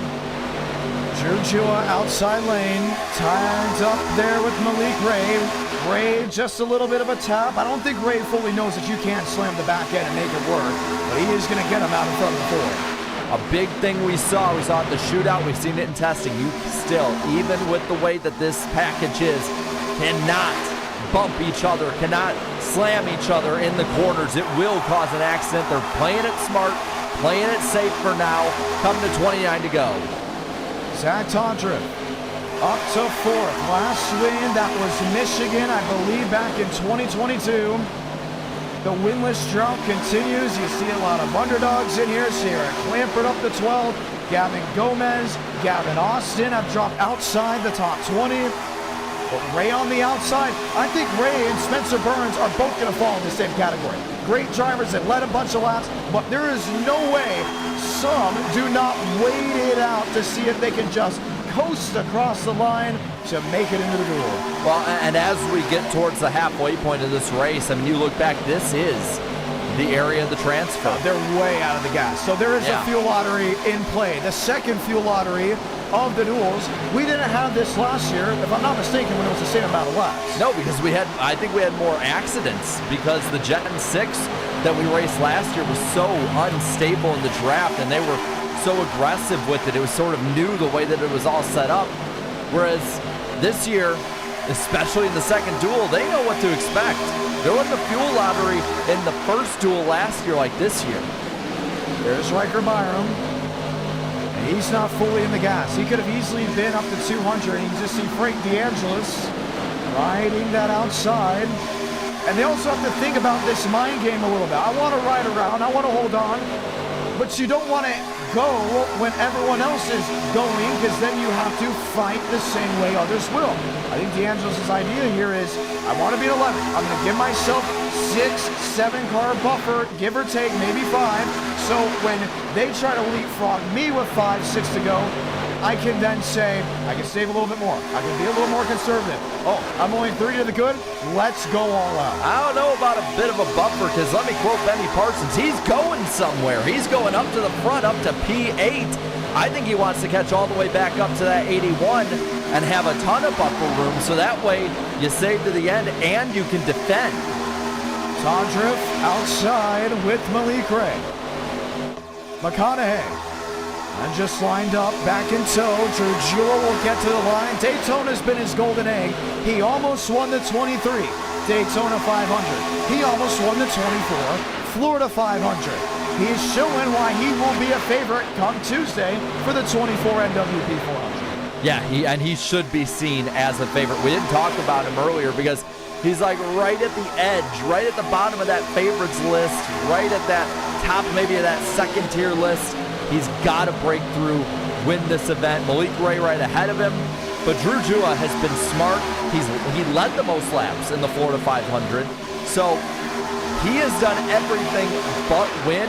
He knows how to stay up there. Now, I think this is just practice for how do you win this race. All right, here we go. 25 laps to go. It's Malik Ray on the outside. He's got help. He's got company lap for lap, stride for stride. He's been pretty solid. Only 4 laps led on the night, but has lived up front. Frank DeAngelis, who has made a whale of a comeback. Low is 17, back up the 5th. He is now in contention, and it's just that parade of machines lined up down the super stretch. Yeah, I don't think unless the pace laps made a bigger difference, I don't think we're going to see as big. Oh, wow, listen how long they're out of the throttle. Wow. And that's not just tire wear. And we know tire wear will play a difference. You also think about it. Duel 2 starts a little bit later in the day than Duel 1. If you go watch back on the stream, you'll see where the sun is shining on parts of the track it wasn't originally shining. Another thing to mention, if the tires aren't that big of an issue, when they're laying back that much, the tire wear will be less of a problem at the checkered flag compared to Duel 1 with the temperature changing. It's going to get nuts at the end with possible drivers running out. Or how many that are going all out at the front of this pack who are thinking that they'll save later. They got to be in position. If they wear their tires out, these guys in the back have a lot less wear on their tires. Who's going to be charging up at the end that can swallow them up? Here's Aiden McConaughey on the inside with Dale Greenwood. And the difference between Duel 1 and what we have now is they didn't save it all till late. And they thought that caution was going to be really the buffer zone, the saving grace. And then all of a sudden it showed that it was not going to be that. Here, since they had the playbook from the first race, they're already expecting what you see on your screen from the drop of the green flag. And it's really just been 4 or 5. You're seeing the top line build up now, but that just might be the new single file line. Everyone now on the bottom has went up to the top, forming the train.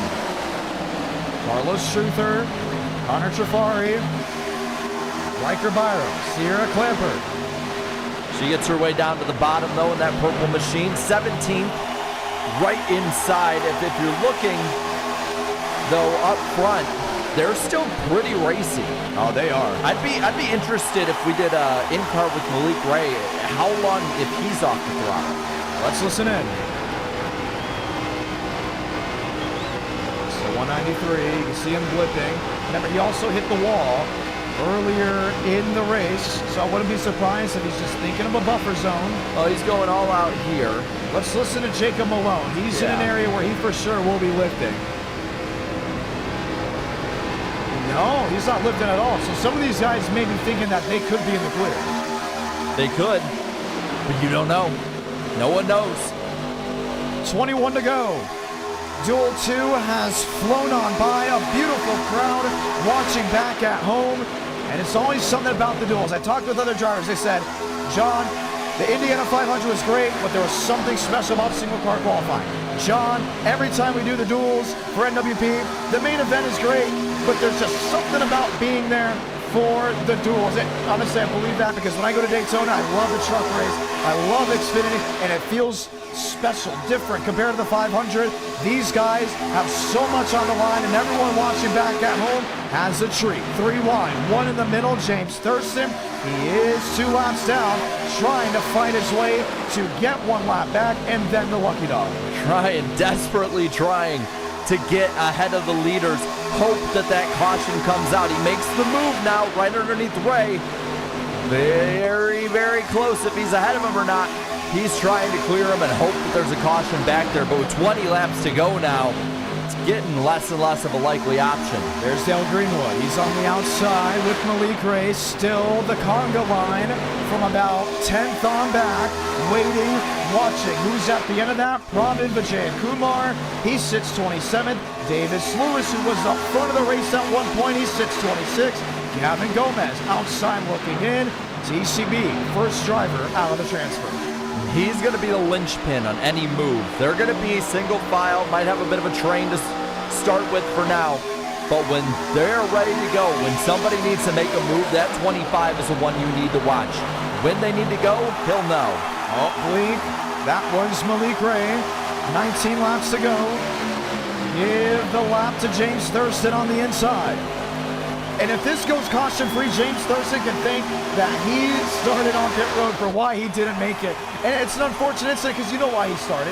He saw what happened lap 1, turn 1, and I guarantee you he thought to himself, oh no, that can happen to me, and just was not ready for it.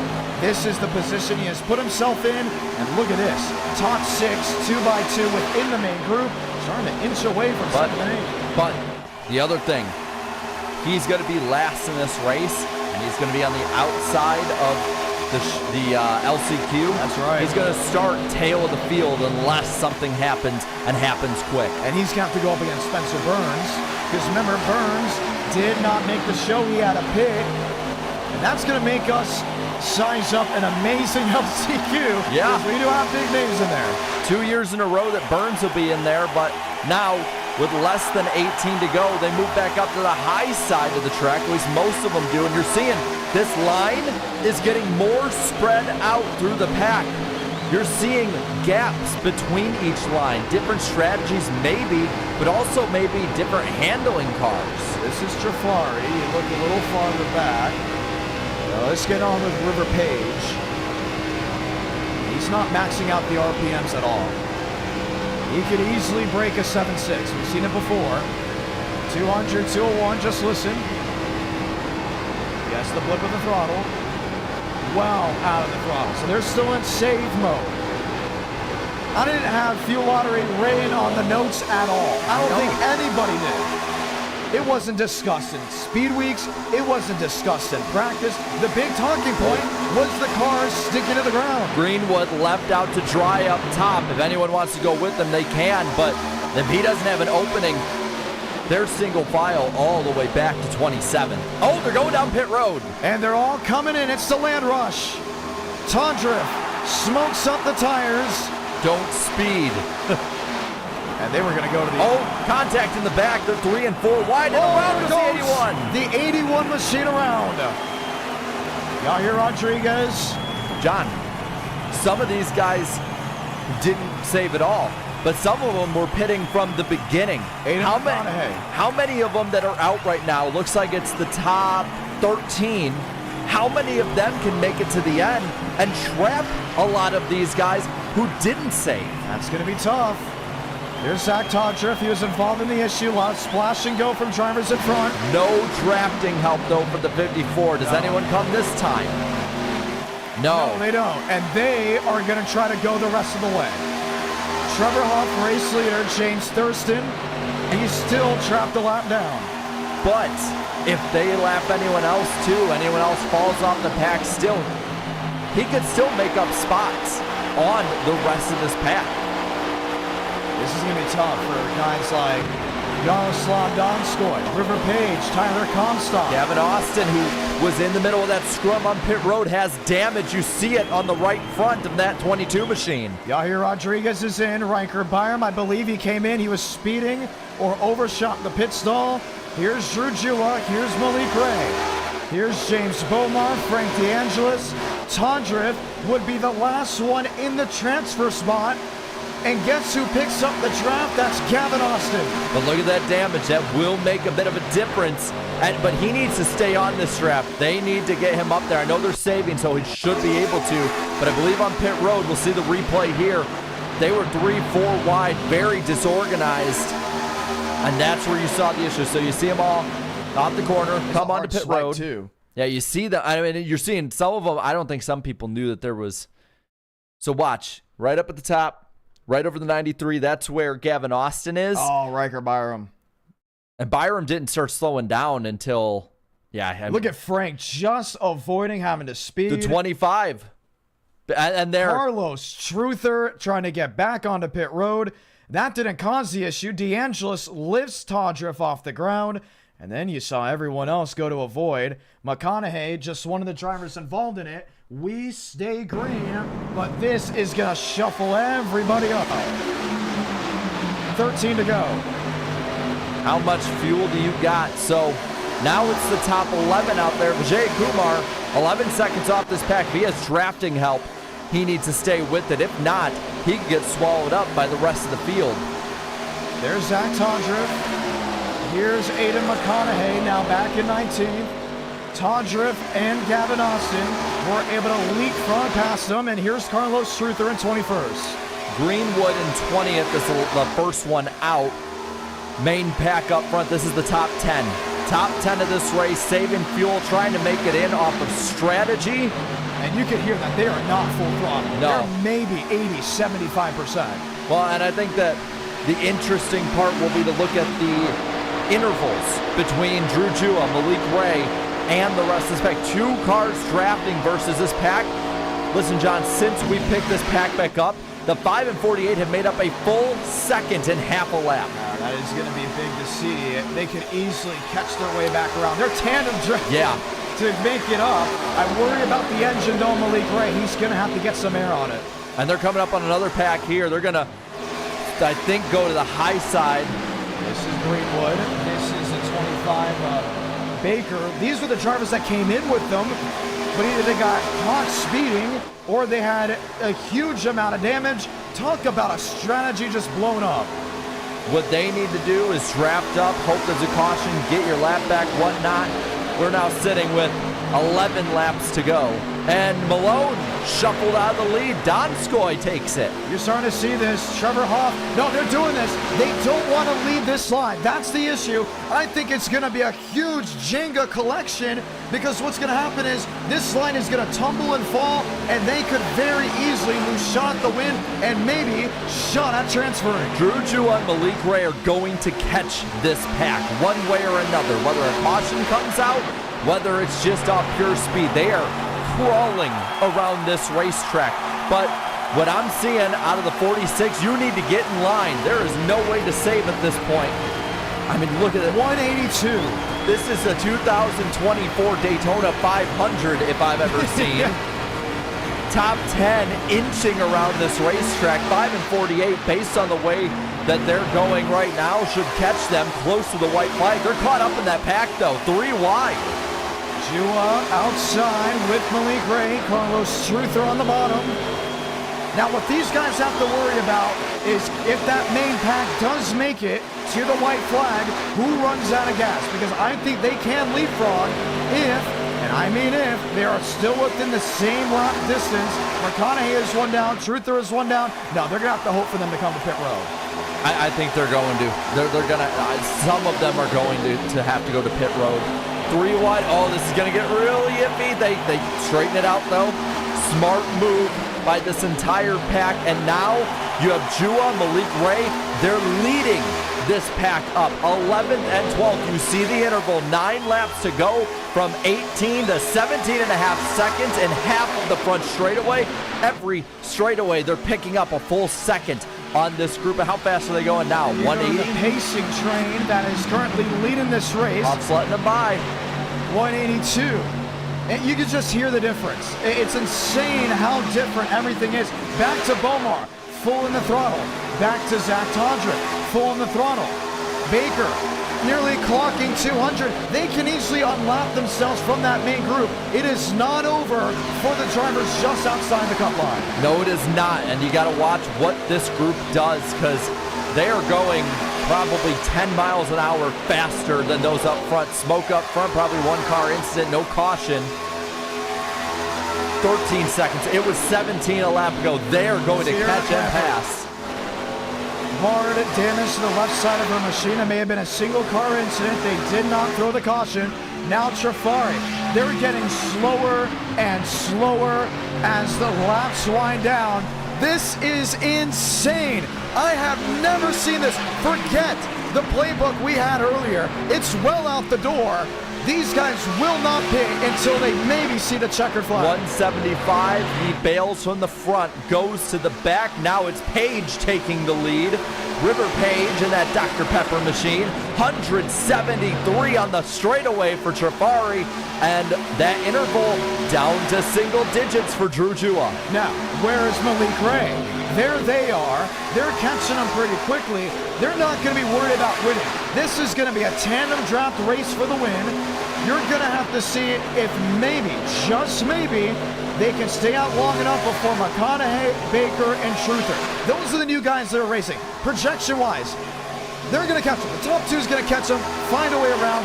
They need to be out in front of that 25 by the time the checker flag waves. And if you're any of those drivers in the top 9, the only way you pit is if there's a hiccup. You're seeing a huge gap. That from Schmidt on back, they're holding back.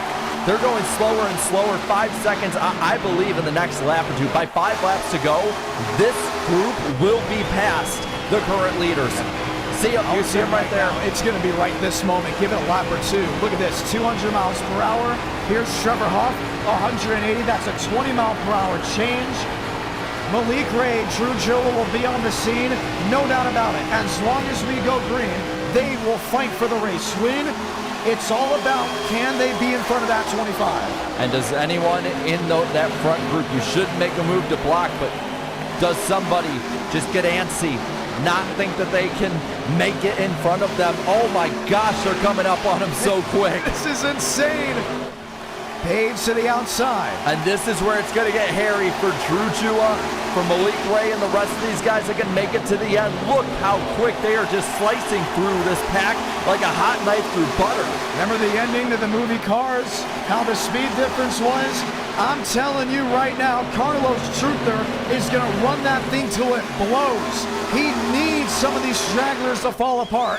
Drew Jua, new race leader with 5 to go in Duel 2. And what we need to look at now is also who is in that top 19, who in the back is making their way forward, who is trying to, at any point, just make positions up, be a lap down, whatever it might be. Drew Jua, Malik Ray, well ahead of the rest of this pack. This pack is about the top 11 now. 11, so 4th to 11th are the ones trying to make it on fuel. All right, and now you just watch that top 20.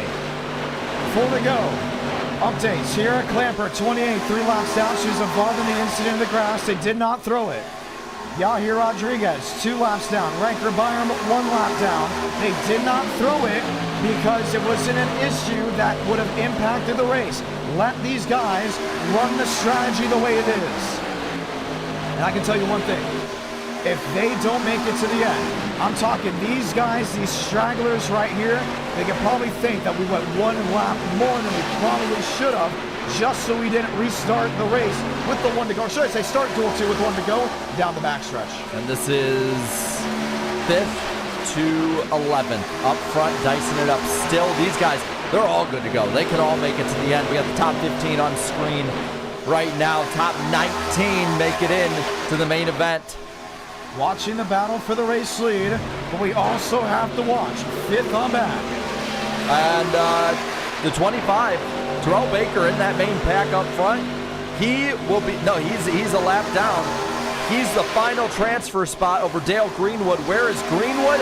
He is right there. Only Malik Ray between them. That's the battle for the transfer between the Old Spice car and that 25 car with the 48 sandwiched in the middle. Because some drivers could not make it to the end already in that main pack. And the 56 of Lyles, he's in that group. He's in that battle as well. This is your battle for the transfer with less than 2 to go. And keep an eye on it. They could still advance. Here's Trafari. Here's Malone. Here's Gavin Gomez, Trevor Hoff. They need to just limp across the line. This is going to be the weirdest lap you have ever seen in a duel, let alone a transfer for an e-ticket, as Malik Ray leads them off 4. Let's see it. Salamanca, 1 to go from Daytona. And you're seeing the move, TCB right there. That 33 has to make his way up towards the front. Gavin Austin, he's up to 9. Frank DeAngelis up to 12. Lyles now in. Truther, the last one out in the 12. He's got a draft pass. It's a 56 in the 12. That's your battle. 33 also in it as well. What about Jua? Jua's on the inside. Ray stuck up top. Final run to 3 and 4. Vijaya Kumar on the apron. He's out. We'll have to go to the LCQ. This is the finish. Ray in second. Jua the racer. They wreck. They spin out.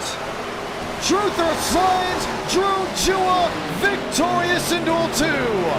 And in 19th, Corey Lyles right over Truther. We'll have to review that. We're going to have to review it.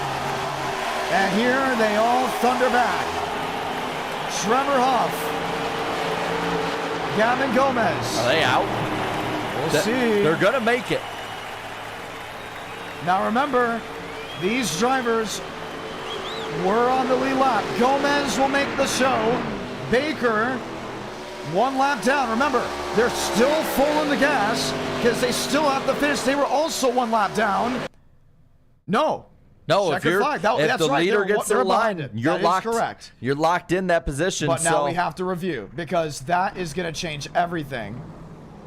They were not able to get out in front of the race winner, Drew Jew. Apologies on that.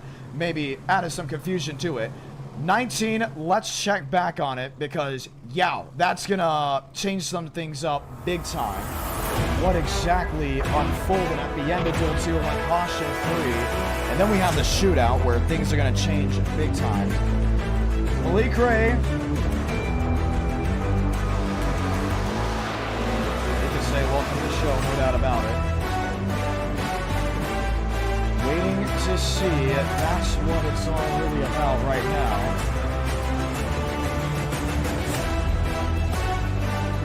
And no, they're showing it right to the shootout. Everyone waiting, everyone wondering. Okay, here we go. This is Vijaya Kumar. They are currently, if I'm not mistaken, testing. We'll get it from the admins. Any penalties that could happen. We see some in the chat saying there should be penalties. I think this is just all group testing, so. No, check that. What am I saying? This was earlier in the event, so we're going to check again.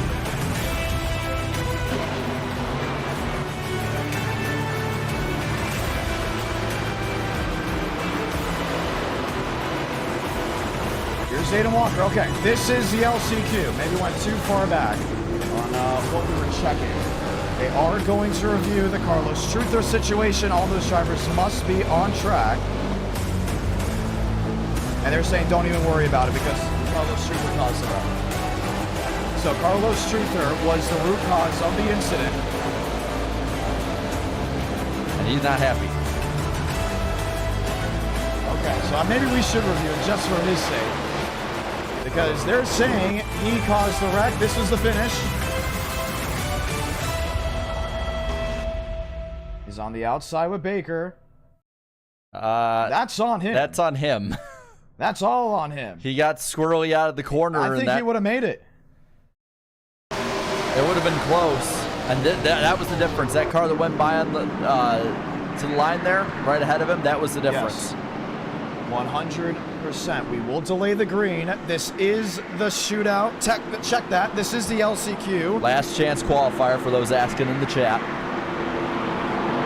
And those on the side, those are guys that already have made it just throughout. We'll get the full lineup set up as we get this started. But the positive thing for Truther is he will be on that front row. Only one driver, the winner, makes it to the main event. Everybody else goes home. You better hope somebody in the main just ends up leaving. But it's going to be a very stacked LCQ.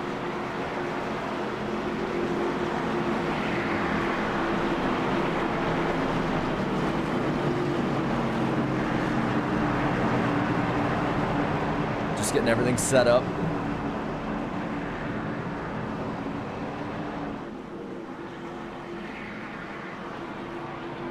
Checking, waiting, officiating to see how things are. We may be under an interesting situation. So we're waiting to see what comes apart from the LCQ. So on the side, that's actually the starting lineup, at least for the top 15 and so on, through 42nd for the main event. You can see if your favorite driver has made it through if you're tuning in a little later on in this. These are the guys for the LCQ. So for anyone who wasn't crazy about the fuel mileage, the pit strategy, all of that, throw it out the window. We'll have 20 laps in this race, not even half a fuel run, let alone one. These guys just getting set up as we get everything situated, both behind the scenes and with this. Any reviews that need to be done. It is, it's going to be wild. That is for sure. It will be wild, and it will be, what's the right word? I guess we go back to what we talked about in the pre-race. It'll be hectic. It will be hectic. Okay, already talking about hectic. And we're going to point this out. That last row, that those drivers have finished last in their duels respectively, they weren't able to grid. So in iRacing, you're given who can grid and what. We added 32 each from each duel, so it'd be an overlap. It may have accidentally gone down to 28. So that's why you don't have the drivers that are there. So give it one moment.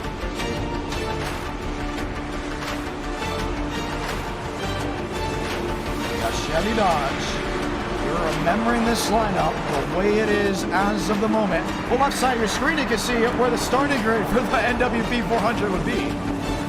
Again, see if your favorite guy made it in. All of this racing set up for that starting grid. And by the way, main event next Tuesday on this channel, 8 p.m. Eastern time. Should be a good time. And hey, the night after that will be on Danny B's channel for NWP, so be sure to check out both of them. Definitely talking about this. The absolutely wild racing. And what we saw out of these two duels is, I think, in large part what we're going to see out of the main event. The big worry with these cars was whether or not we were going to have wrecks the entire time. If it was going to be too difficult to drive, whatnot. And, well, they ended up keeping it green all but one lap in this. Now, update. We can confirm one thing. We're heading back to our studio in Nashville, Tennessee. So, this is what happened. And I know some of you may be saying, isn't that the guy that went ahead and caused the issue lap one? Yes, but due to the error that was in the session, the only driver that could not grid was Cody Nagels. So, since Nagels can't go ahead and close on in, we're going to back out of this session and make a new session where only the LCQ guys will be able to join. That is what is officially being called as of this moment. Okay, now we can breathe. We can breathe a little bit before this LCQ. I know it's going to add a lot more anticipation for what could happen. I have my breath. So, since that one driver could not join, we're not just going to say, screw him. You know, we're going to give him the shot to win the race. That's what is on the line. Only the LCQ drivers can join this session, and it will be within the league. Jarrett, We had a wild couple of duels. They went by pretty quickly. And now that we have things lined up, we're going to see who that final driver is to make the NWP 400. I love Duel 1. I love Duel 2. It's different. Some came in here expecting massive wrecks, a wild finish. We still had a wild finish. It was a little bit of a confusing finish, but it was enough to say, okay, that was a lot of fun. But now what next? Because you have Carlos Truther that's having to go through the LCQ. You have Spencer Burns that's having to go through the LCQ. And this is it. This is all what is on the line. It's just open practice and let them race.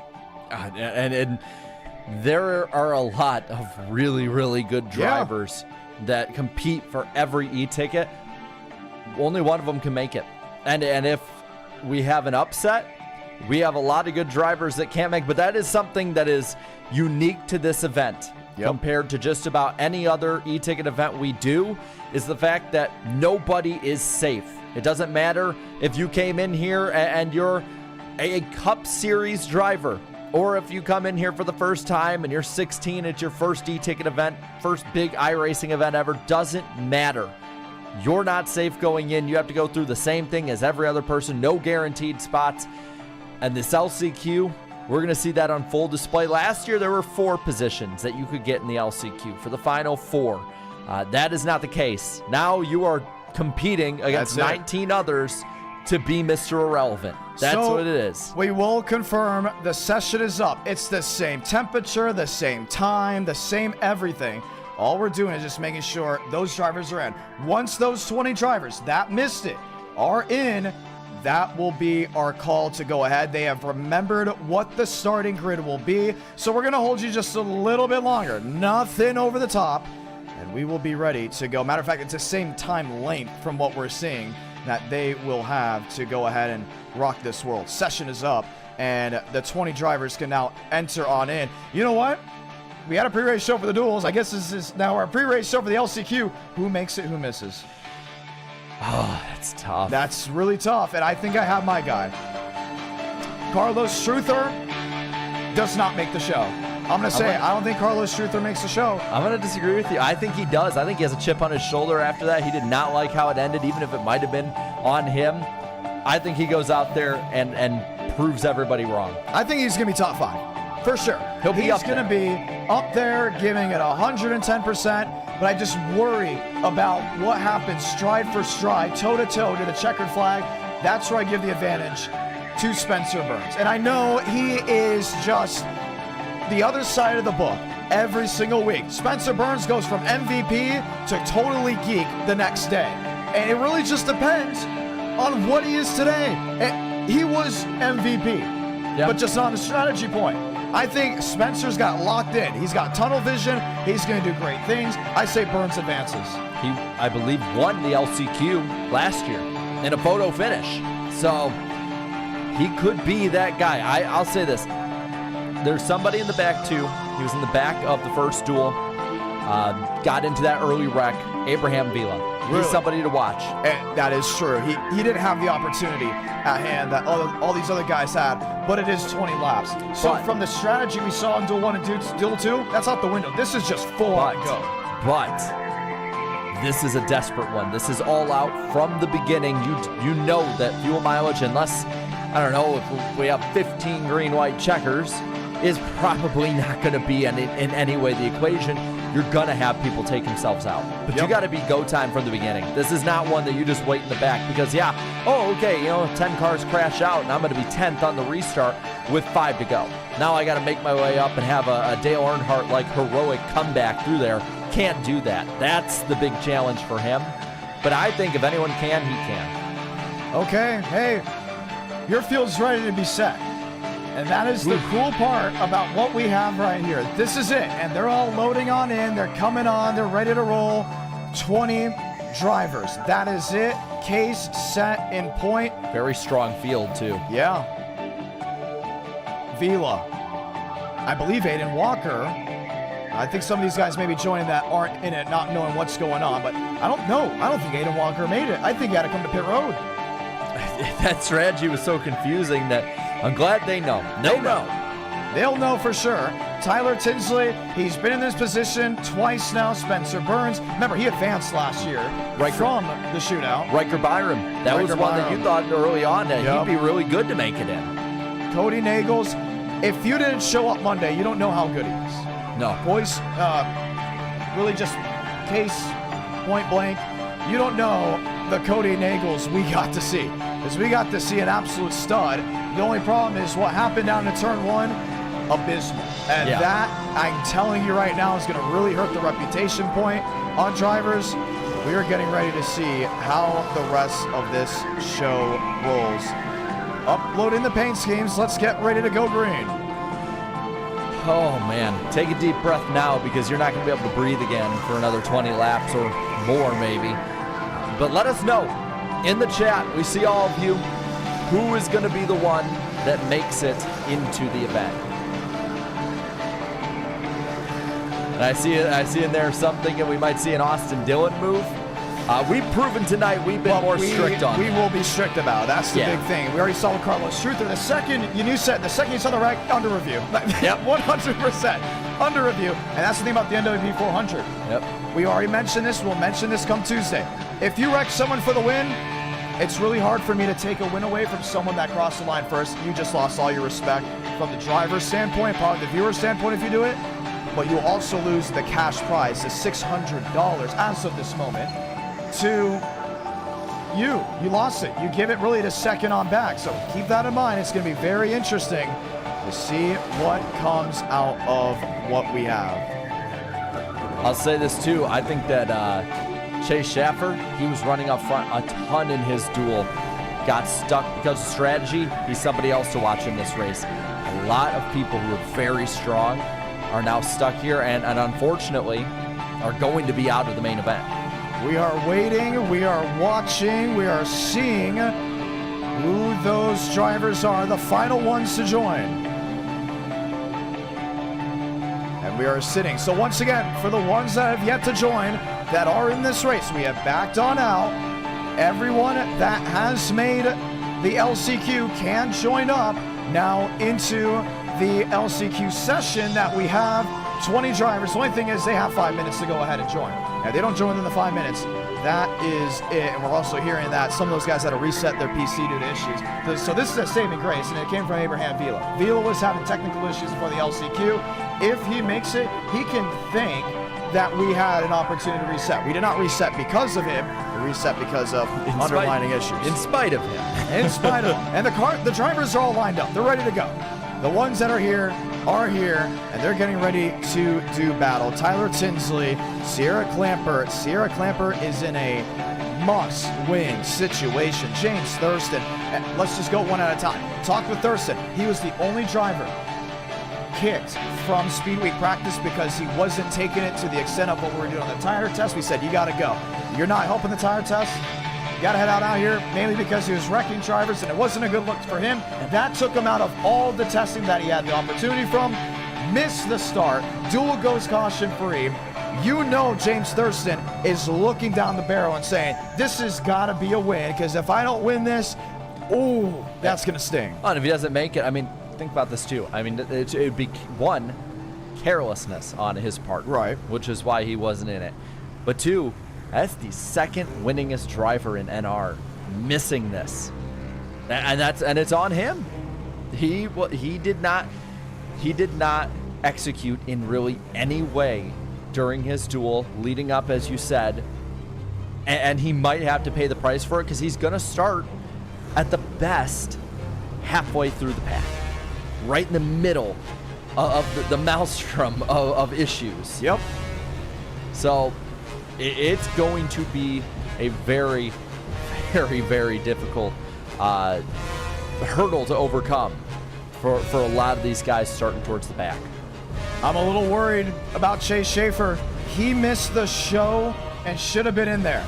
And that's what we always talk about racing. You can be the fastest driver on the track, you have the best equipment, but if you don't play the strategy, it will bite you every single time. And it bit a lot of good guys. Pravi Vijayakumar, the only Canadian represented in the NWP Duels this year. He's got his whole country on the back. He's got also Jason Beckman, one of the California drivers that are ready to go toe-to-toe with him. Nathan Dew, the driver out of Illinois, he's got a lot riding on this, including for future e-tickets. Yahir Rodriguez, the driver out of Texas. Yahir was one of the marketing points heading in. He needs to capitalize. He does. It's the same thing with all of them, though. They all have some kind of story leading in, and they're all going to come to an abrupt end in 20 laps. Getting it all set up right now. Thank you for your patience, but we're getting there.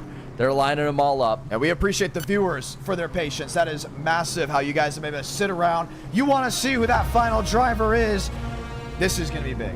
Because now they have to wait. It's almost like what happened in the 2012 Daytona 500. You waited all day, you got it going, and we did see it in Duel 1. They waited all day and they wrecked it into Turn 1.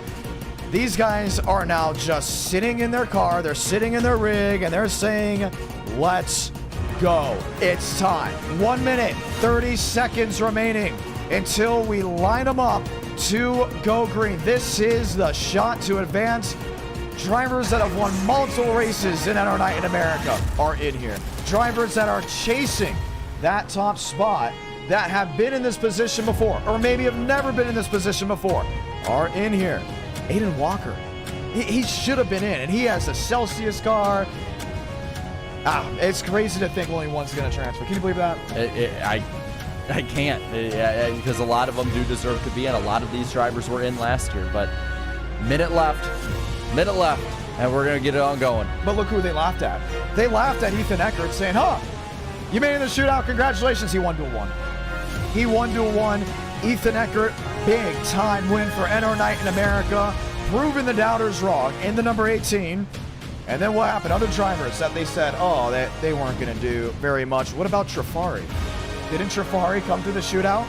Trafari came to the shootout, and now he's in the NWP. He's ready to go racing. A lot of drivers lined up, ready to go. Lane Sanders.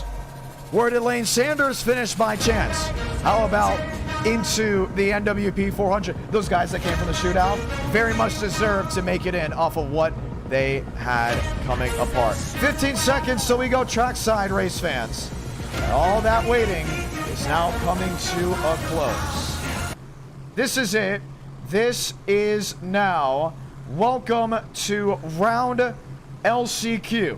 Round 3 of the night, the last chance qualifier. We are going to head trackside. And once again, appreciate the waiting. Appreciate everything that you all have done. Silence fills the air for now. I say for now because we are trackside. This is what we have all come to see. Live from atop the World Center of Racing, the anticipation has all come to a close. 20 laps, 1 winner. All right. See. Line them on up. So 17 of those 20 did join. From what we heard, Michael Mitchum withdrew after the duels, so he was done. Told drivers not to do that, or they'd be out. From what we heard, McConaughey was not able to join. Abraham Vila was able to join. So 17 drivers going for 1 spot, but it is a 20-lap feature. They will line up how they were come the duel finishes. They took a screenshot. May take a little more time, but nothing that will be out of the ordinary. We should be going 1 to go next time by. Yes. We're getting them all lined up.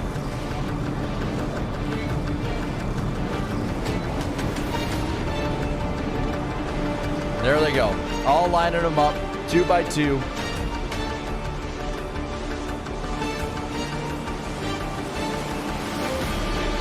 And they're ready to go green.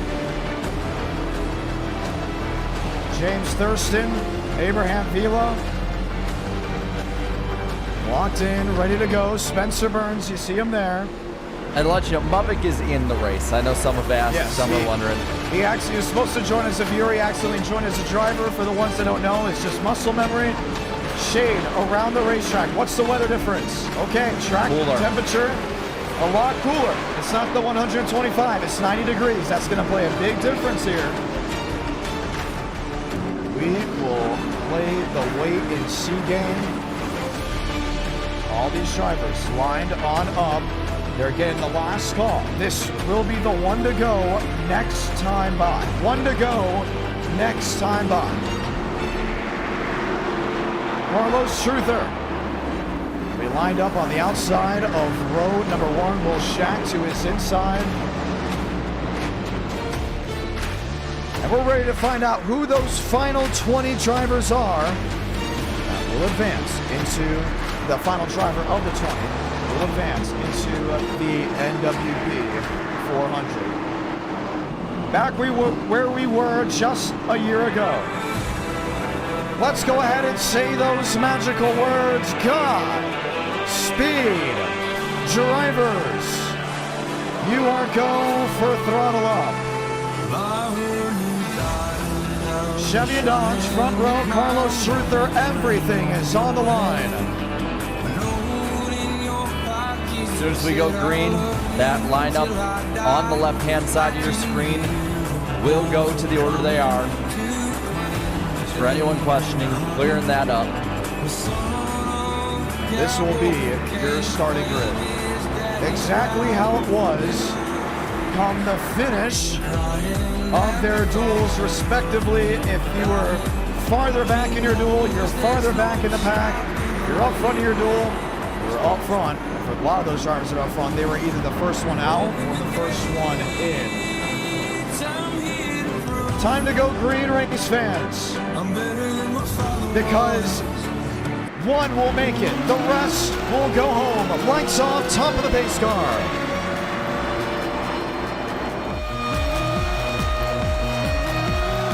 We've had a fairly clean night. Couple issues late in the race. Nothing crazy.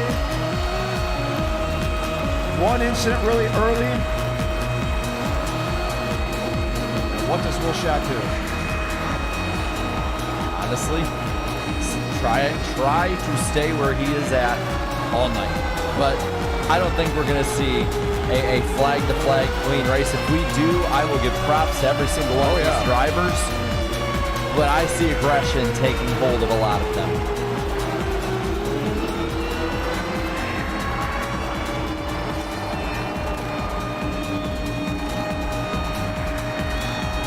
Here we go. Will Shack on the inside, Carlos Truther on the outside. He'll line up front. The final drivers remaining to see who will make the 2024 NWP 400. Let's light the fuse in the LCQ.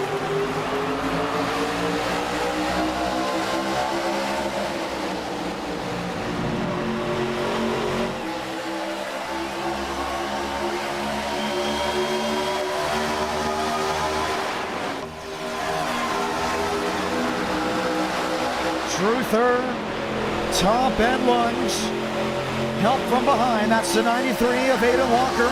Dodge will take the lead off turn 2. Just like in the first two duels, top line gets the run on the back stretch, gets the edge. Walker nearly clear, couldn't make the move. Shack gets the run low. He's got him 2 by 2. Carlos Truther top of the board. Rodriguez, Tyler Tinsley nearly laying on each other off turn 3. It's going to be tough to beat the outside lane as that machine of the 12 will lead the first lap. 17 cars, keep them all together. Truther leads lap 1, 19 left. All lined in 2 by 2. Jason Beckman back there, 4th, 5th position. Truther swipes the bow in front of Will Shack. Walker jumps to the outside, gets the nose slammed on by the Dodge, and it's all Carlos Truther leading off turn 2. And if you're these guys in the middle and back of the pack, you've got to make a move. Truther aggressive blocking up and down, barely making the blocks. Walker gets to run on the high side of the push from Lilly. He's already mirror driving Will Shack. Not a lot of places to run. To the inside, James Thurston slides with Chase Schaefer under the outside wall with Abraham Vila. The 99 looked like he wasn't clear, tried moving low. That's probably going to cost it for him tonight. 18 laps left. Walker, Truther, side by side for the lead in 1. They're just trying way too much, and it's going to cost them nearly already 2 seconds off from the main pack. Joyner to 11, Burns to 9.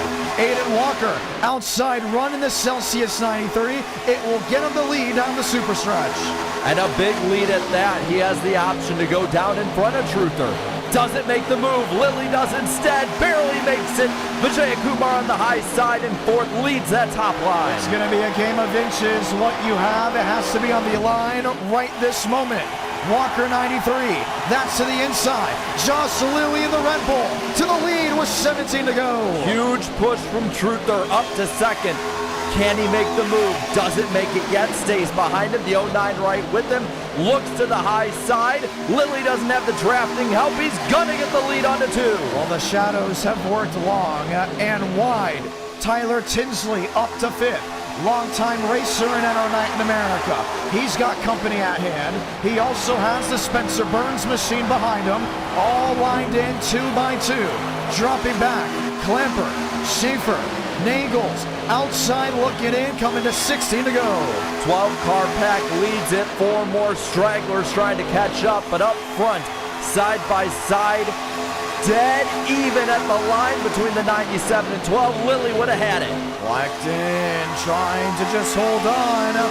2 by 2. You finish second, you go home. You win the race, you advance. Everyone with the loud pedal just slammed to the floorboard of their machine. Lilly goes wide. Walker goes wide. It's Red Bull leading on turn 2. And that straggling group, they're pretty much up to the front pack. Somebody's got to make it, maybe work on the third line. Big aggressive move from Walker to the bottom. Nearly cleans himself out, but takes the lead instead. He's trying to clear off the Josh Lilly machine. Oh, Will Shack was laying on that machine to the outside. 15 laps to go in the LCQ. Walker has it for now. Lilly getting the big push. Truther, the biggest pusher out there. Thurston makes the move to the high side. He's going to try and charge up. He's trying everything. That third lane has got to come in at some point. One machine way off the pace. Chase Schaefer. Look at Abraham Vila. Another straggler way to the back. 14 to go this time by. It's the Josh Lilly machine leading on the outside with Carlos Truther. But still, Walker, big push. Bottom gets the run into the corner. It's enough to possibly clear. He does. Has the option to go to the high side. He does as well. All lined in, back 2 by 2. Man, it's racy, and I think it was very much worth the wait because nobody wants to be the bridesmaid. 14 laps to go. Tinsley back to 9th. Rodriguez up to 8th. Vijay Kumar, the lone Canadian in the field, up to 7th. And here comes James Thurston. 3 wide top side, but he's got the bailout. He got in the wall, and that killed his momentum. Up front, Shack in the 31 now. He's taken the lead with a push from Beckman. Riker Byron with them too. And up top, Walker, Lilly, and Truther. Okay, laps fading, but you do have time. What's the game plan? I believe everyone put their chips in the middle, minus the Spencer Burns 24. He's back in the 11th position. Do you ride around, or is that off the table? Just last year, we had a caution off the gun. Now, you see some trying to 3 wide move, make it 4 wide as Spencer Burns makes contact with Thurston. David Joyner goes around, down to the infield. Do they call it? Off the track. He's off the track. Doesn't impact the main group. We stay green. Walker in that. Keeps the lead. Lilly very loose on the backstretch trying to push him. The top side has it for now, but the bottom roars back as they do. Byram up to 6th. Truther up to 5th. Jason Beckman has climbed into the 3rd position. Will Shack with the machine on the bottom. He's got the safest line, but needs to outduel that 93. These top guys, if they just keep the lines behind him, they can settle it between themselves. The real issue is who makes the move behind them. Which one jumps out of line to the middle or the high side? We see Walker. He's going to have to mirror drive. The second he sees Josh Lilly get a move, he's going to be jumping to the wayside. He just hasn't been able to make the lunge just yet. Remember the speeds in Duel 2? Well out the door. They're well over 203 miles per hour. Make it 204 to turn 3. And Lilly on the high side trying to come back one more time on that 97. He is there. Only maybe 100th. Nope. The lead, that's what he has, coming to the line, 11 to go. How badly do you want to make the event? This right here shows what you're willing to do. Lilly top, Now Walker on the bottom. Carlos Truther has kept the foot in it since the drop of the green flag, but hasn't made a lunge 3 wide, looking to be an ally to the Red Bull. And now Walker moves up. He's going to block Lilly. Shaq on the bottom of that 31. He needs to get the run on him. Walker trying to control the lanes. Can't do it. 31 underneath them. Oh, man. We saw Nagels make the move. Oh, around goes the 97 and 93. Up into the wall. They keep it together. I believe green. someone blew an engine, and I believe that may have been the Josh Lilly 97. I think they got together in the wall. He's still going. He's good. The way the puff of smoke came together changed everything.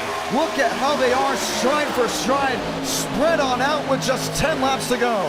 And that's it, 10 laps left onto the backstretch. Shaq has a lead, can control the lines, goes up, blocks Beckman, down low, Riker Byram trying to make the move. He's gonna be there, they're gonna split him. Riker Byram move to the inside. Jason Beckman on the outside. Loses the drafting partner in Truther. Truther now toe-to-toe with Spencer Burns. Thurston now up to the second position. He's trying to make the move. Riker Byram leads the pack. That DLP Chevy leads with 9 to go. Oh, we got a race, and oh boy, do we have a race car. They've been laying on each other since duel 1, and we're still stride for stride with just 1 caution in all of the night. Top side Shaq. Inside Byram, you see Vijaya Kumar struggling to look for a way through. Someone's going to have to get out in front of that 96 if they want to transfer. They're not doing it yet. Thurston pulls ahead in second on the bottom. Can't make a move, though. Nowhere to go. He's going to keep pushing that 96. Shaq gets another good run up top. He's going to try and clear him off 4. Oh, boy. 2 by 2. Chevy. That's row 1. Chevy, row 2, put a Ford in a bow tie. That's row number 3. Now 8 laps remaining here from Daytona.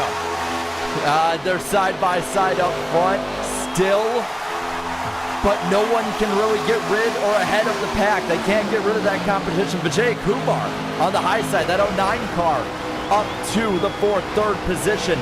Byram still gets the edge. Lines just not getting ahead of each other.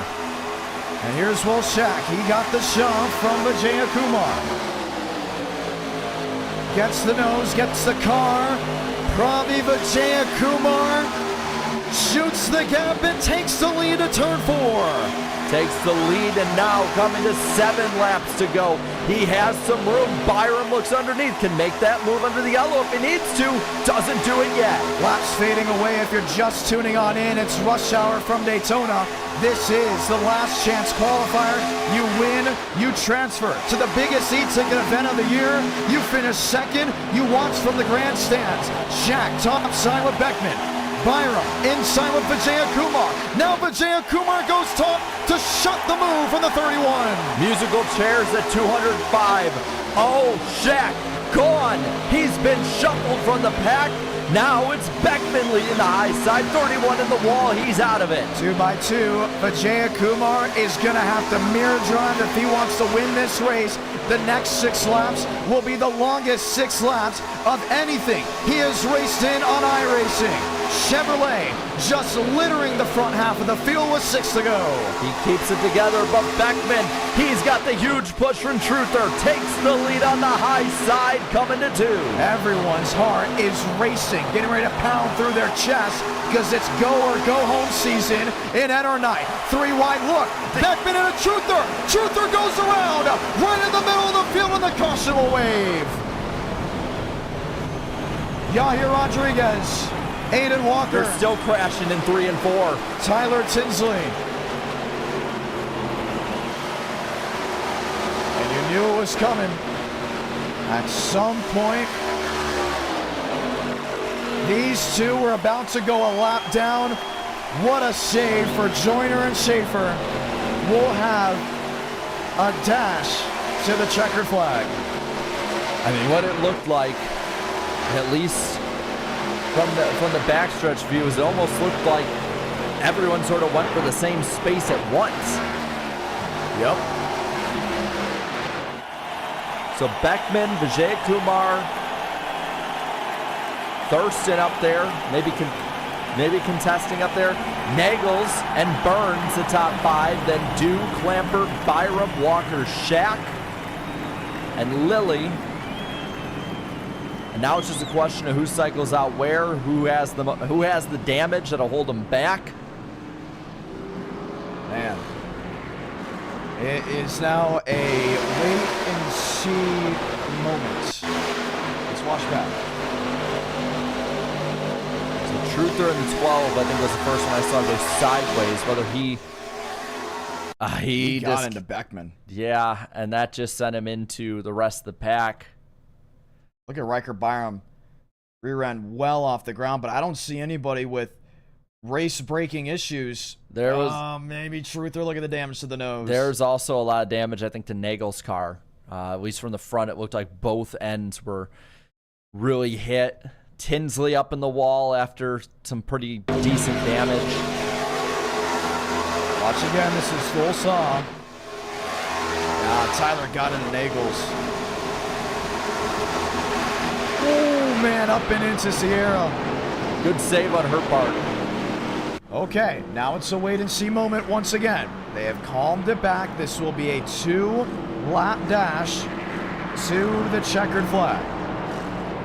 Vijaya Kumar, 09. Beckman in the 14. And it's very calm up front, but what we're hearing is it will be 1 to go next time by. This will be a green-white checker, not an overtime attempt. Just the second caution all night. That shows the skill level in this field. And this group at this time is 9 cars down to Shack. David Joyner, Tyler Tinsley out of the NWP 400. Here's Joyner, here's Byram, here's Josh Lilly, here's Carlos Truther, Chase Schaefer, Abraham Vila. Walker back on track. Up to 10. Truther out of the NWP 400. We'll have to put it behind the wall. And that makes just one of, should I say 2, of the Team T teammates making it in. Frank Horley and the 0-2 of Gavin Byram Gomez. and Joyner back rolling. So Joyner's back on the track. Byram's back on the track. There's Chase Schaefer. So that's be 12 cars out there. Josh Lilly. Vila's back on track. No movement just yet out of the Josh Lilly machine. We see with him having significant damage to the right side. Chase Schaefer, no movement yet. Abraham Vila, he has life in it, but they have something. It's got to be now because we're getting the 1 to go. There's Vila on the apron, and they're all going to go. Carlos Truther is not out. He blinked out, but he is not fully out from what we're hearing. Or maybe so. Not sure what exactly he's doing. No, he's done. Most likely, he is done. I don't know what just transcribed with that 12. Well, you're down to 15 guys going for that final spot. 2 laps. Not in overtime, but you are in the green-white checkered position. Let's talk about it. Green flag waves. If we take the white, the race is official. Next flag will end the race. If we get the caution before the white, we will rack them up and try it once more. Oh, yeah. It's going to be heavy breathing, I think, for all of these drivers still out there. So it's Beckman, Jay Kumar, Burns, Thurston, that row 2. That is going to be a potent row 2. And on top of that, those are 2 favorites coming in here tonight. Chevy on Chevy, and everyone else will line up just behind them. 2 by 2. Abraham Vila, if he can come back from it, it will be insane with how his day has gone. Yeah, it will. Yeah. All right, here we go. Nathan Dew, trying to become the 3rd Team T member into the show. David Joyner, Riker Byram, Yahir Rodriguez. Great names, great storylines. but some will come to a close before we take the Green Flag Tuesday. Jason Beckman on the inside with Vijaya Kumar top. 2 to go in the LCQ. Great restart by that 14. Not as good for the 09. Thurston up to second. Now top line really spread out too. It's a 14 to 4. 09 getting that run, but as they enter into one, no daylight. Looking like the bottom line has it. Here comes Burns. Burns top shelf. Beckman shuts the door on him. Aggressive block, but it's what you got to do at this point. Thurston, no help on the bottom. Nobody going with him. Topside has the run. Vijaya Kumar makes the move. Burns goes with him. He's got him. Toe-to-toe to turn 3. Pravi Vijaya Kumar, the only driver to represent the North. Toe-to-toe, wheel-to-wheel. This race is official. Saranga, 1 to go from Daytona. Will check in the wall. Goes in the back wreck, but they stay green. Burns with the lead, trying to go 2 years in a row, winning this race into 1. Top side with Beckman. Aiden Walker, Abraham Vila. Desperate situations. Beckman into the 24, Vijaya Kumar back to the lead. A 3 wide pass for the lead. Vijaya Kumar has it, nearly 4 wide. Thurston nearly goes around. 2 up to the top to second. Can he have enough time to make the move? Nathan Dew trying to see if the glass slipper can fit. Top shelf, here they come. Side by side on turn 4. Who will transfer into the NWP 400? It's going to be Nathan Dew. Nathan Dew wins the LCQ and will make the main event. Are you kidding me? What a race. What a ride. And he is him as the Meme Machine makes it to the NWP 400. And our field is set for Tuesday night. Wow. Are you kidding me? We got to go back and look at that. I mean, look at those who came up just short. Beckman, Thurston, Sierra Clampert, Schaefer. We thought he was out of it. Oh my goodness. Another driver from the shootout makes the main event. What a race for him.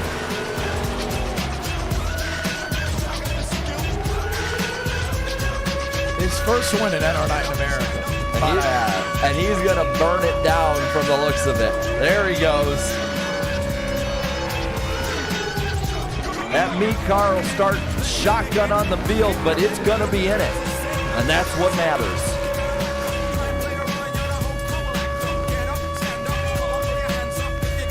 Insane.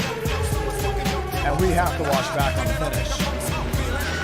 Because they were 3-4 wide at different points. Thurston, who finished third. Admins want to review it from what we're hearing just to make sure.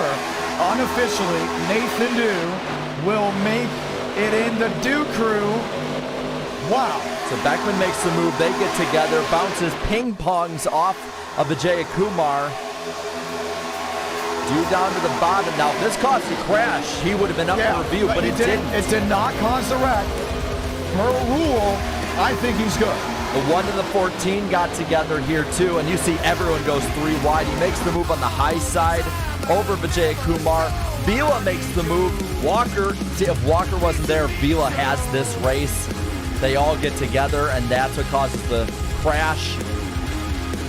So guys like Spencer Burns, James Thurston, Aiden Walker, favorites from Abraham Vila, favorites from NR Night in America, out of the NWP 400. They're going to review once more. They just want to get it right. So before you leave, we will give the official word.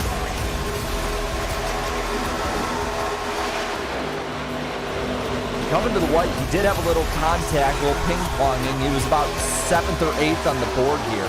And now if they do take it away, it'll go to Jason Beckman. And you have to remember how hard Beckman was racing as well. So you almost want to mirror that. What was Beckman doing that Nathan Dew was doing? If he wrecks James Thurston here, he's out. But since Thurston saves it, an amazing save, gives him the room to come back up the track, that's enough in my book to say He's in. Nathan Dew in the Dew crew. Official is in the NWP 400. That is the word. Jason Beckman, James Thurston out. Watch here. If Walker didn't get that run, Vila had the run to get past both of them. Ends up getting turned because the 93 is there. And the rest of the pack gets caught up in it. Beckman just not enough time to have any run to get back to him at the line. We're going to interview all three winners if we have the chance. Nathan Dew, he didn't even make the top 4 for the shootout, but since there were drops and he finished high enough in the shootout, he was able to make it in as of 1 in the morning on Central Time today. He didn't know he was racing. And talk about being resilient, executes at the right moment. Which is why it's important. It's important to race for every position at all times. Because if there's a drop in the main event, Beckman's in. Or 2, Thurston's in. Clamper with 3. So that's why you have to race for every position on every lap, because it does matter. I can't believe it. 43 drivers will now compete for $600. How about it? All right, we got a field. And look at those names that missed. Not Bubbick, of course, but Tyler Tinsley, Carlos Truther, Will Shack, all making that transfer. You couldn't ask, I think, for a better night of duels, because it was insane. Let's talk to your LCQ winner, Nate Dew. Welcome to the show. Oh, I think the cat's got his tongue. Or maybe he's somewhere else. He's probably celebrating somewhere else. We're going to talk to him as well as others if we get that chance. But wow, what a finish for him. He would go ahead and advance. The field is completely set. That's what I'm talking about. This is racing. That just gets me excited for what we're going to see on Tuesday, because you have to think we're probably going to see some people play different strategies, fuel mileage, whatnot. You're going to see the musical chairs up front at 207 miles an hour. You're going to see people throwing insane blocks, having big runs, great racing. So I'm excited for what we'll see Tuesday night. It's going to be absolutely nuts. With the drivers at hand, Braden Mummick back in for the first time in a long time. Let's try him again. Nathan Dew, you got a copy with us? All right, I'm here. PC crashed last time. We're back. PC crashed, but you made it in. Congratulations. Thank you. Thank you. Well, I want to know, what was the reaction? I was just laughing. I shouldn't be here. I had the lowest iRating of the whole field. I just won the LCQ, whatever that was. The underdog story continues. Shake and bake. Shake and bake. He is in. The Illinois driver. How about it? Yeah. Well, you'll be starting 43rd. Now that this is behind you and you beat all those drivers. By the way, with a great resume, Spencer Burns has won races. Walker's won races. Lilly, Schaefer, Thurston, Beckman. You went out there and you took them to school. Now you look forward to Tuesday. What's the thought process? Well, I don't know if I'm going to get a fine for saying this, but after my duel and the second duel, I had to change something up. So I stripped right down and raced that whole race with 0 clothes on. I think I might have to run it back on, what, the 20th or whatever, Tuesday? I don't think we needed to know that. Well, it helped. I know you are an adult, lane. just pointing that out for the listeners back at home. Hey, he was just going for aerodynamics on that one. But that is something I didn't expect to be said. But hey, you know what? You won the race. I know you're a baseball fan. I know, I don't know what to say, Jarrett. What do I say after that? I've had interesting interviews with people in person. I just don't know. I don't want to know how he shakes and bakes. Let's not. We're going to go on the next. Congratulations, Nathan Dew. We're so proud of you. Thank you. Are glad to see you in the meme machine. Man, he watched Talladega Nights a little bit too much as a kid. But it's all right. He's here. He's going to hang out with us. And now he will be shotgun on the field come Tuesday. What do you want to say to these viewers back at home? hey, probably not going to win. We're going to give it our all again. You never know. You just never know. You know, you have me a loss for words. That's very rare. The last person to make me have a loss for words, that was Conor Kresick in January. I have no idea who that is. Well, if you know, no idea who that is. That's an in-person broadcast joke that I've had recently. But hey, you know what? Oh. Congratulations on the win. We will see you Tuesday night. Yep, see you there. That was Nathan Dew, ladies and gentlemen, winner of the LCQ. Let's interview a driver we haven't seen in this event in years. Braden Movick, you'll be starting in row 2. Hell yeah, brother. Okay, what did you think of the duels and the LCQ? You got to watch it. You got to just hang out and watch. Brother, it felt real good. Kicking my feet up. I ordered some chicken wings. I ordered chicken wings. I was watching. I was feeling nice. I was feeling real nice. Where'd you get those chicken wings? Buffalo Wild Wings. Yeah, okay. Nothing special at all, but still. So what do you think of this field? That's the real question. I gotta say, I'm quite impressed with the field, considering how many people would be going into the LCQ. But yeah, as usual, but some pretty big names missed the show. But yeah, I mean, I don't think I've ever qualified. No. 25th for this event. Never. I qualified third. Never. And any super speedway e-ticket event. I am terrible at super speedway qualifying, but I decided I gotta lock in for this event, John. Oh yeah. This can you be the first Triple Crown winner? That's up to fate to decide. But I believe in my skills. I believe in Jacques Villeneuve, and hopefully I can use his skills, the things that I've learned from Jacques Villeneuve YouTube highlights, to guide me to the win. That's what we were talking about. Well, we have your icon ready. We'll get all the new icons ready for the drivers that made the event in just a moment. But hey, they came out tonight, and they supported as we expected. Any expectations come Tuesday? I expect kind of similar to what we saw tonight. It is pretty difficult to... Yeah, I actually don't think you'll see a lot of wrecks early in the race because of how the third lane works. I don't think you're going to see a lot of 3 wide past the lap 5 mark of a run. Just because the right front just wears a little too much to hold it. It just shatters up the hill and into the wall. But it can work. I mean, Walker did show in the LCQ that on new tires, the third lane can work. So I think early in the run, you'll see a lot of guys being very aggressive because without that third lane, it is very difficult to pass. And I think track position will be quite a big deal in this race. So it's pretty much just stay up front and execute. I do think we're going to see quite a few green flag pit stops, and got to execute on those in order to have a chance at the end of the race. Well, it is going to be exciting. Ladies and gentlemen, we will post the 43 drivers to race in the NWP 400 soon on X, Instagram, and the YouTube community page. If you want to see this great racing in front of a packed crowd, the best of the best, Tuesday night, 8 Eastern, 7 Central, will be the NWP 400. Congratulations, Braden Movick, on making the show. Well, we had a little bit of a delay to start the LCQ, but Jarrett, we are here. Final thoughts. I mean, that's just wild.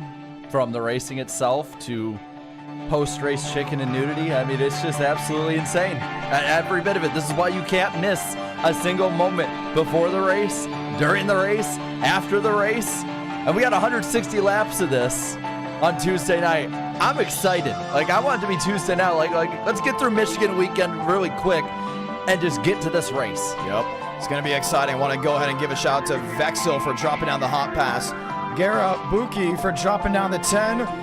Loving what we saw here tonight and the procedures, hopefully, that were explained earlier in the stream. David Bell saying it was a wild race. Who's in, who's out? We finally now know. Colo giving the VIP pass. Wes Edits dropping the 2. We had Jefferson Manchild with the membership with the 10. Another membership. Zach Todger saying yo with the membership. You want to spam all those cool driver icons when they take the lead or we talk about them? Become a member of the channel just starting at $2. You can do it by clicking join. I'm excited. We are shaping up for a wild, wild event, a fun event where the best will come out on top. I'm John Ramos alongside Jarrett Lumberg. This has been the NWP Duels, the main event to see who wins $600 out of the 43 drivers left standing. Tuesday night, 8 Eastern, 7 Central on this YouTube channel. Have a great rest of your weekend. We will be in touch as we get ready to go green for yet another e-ticket event.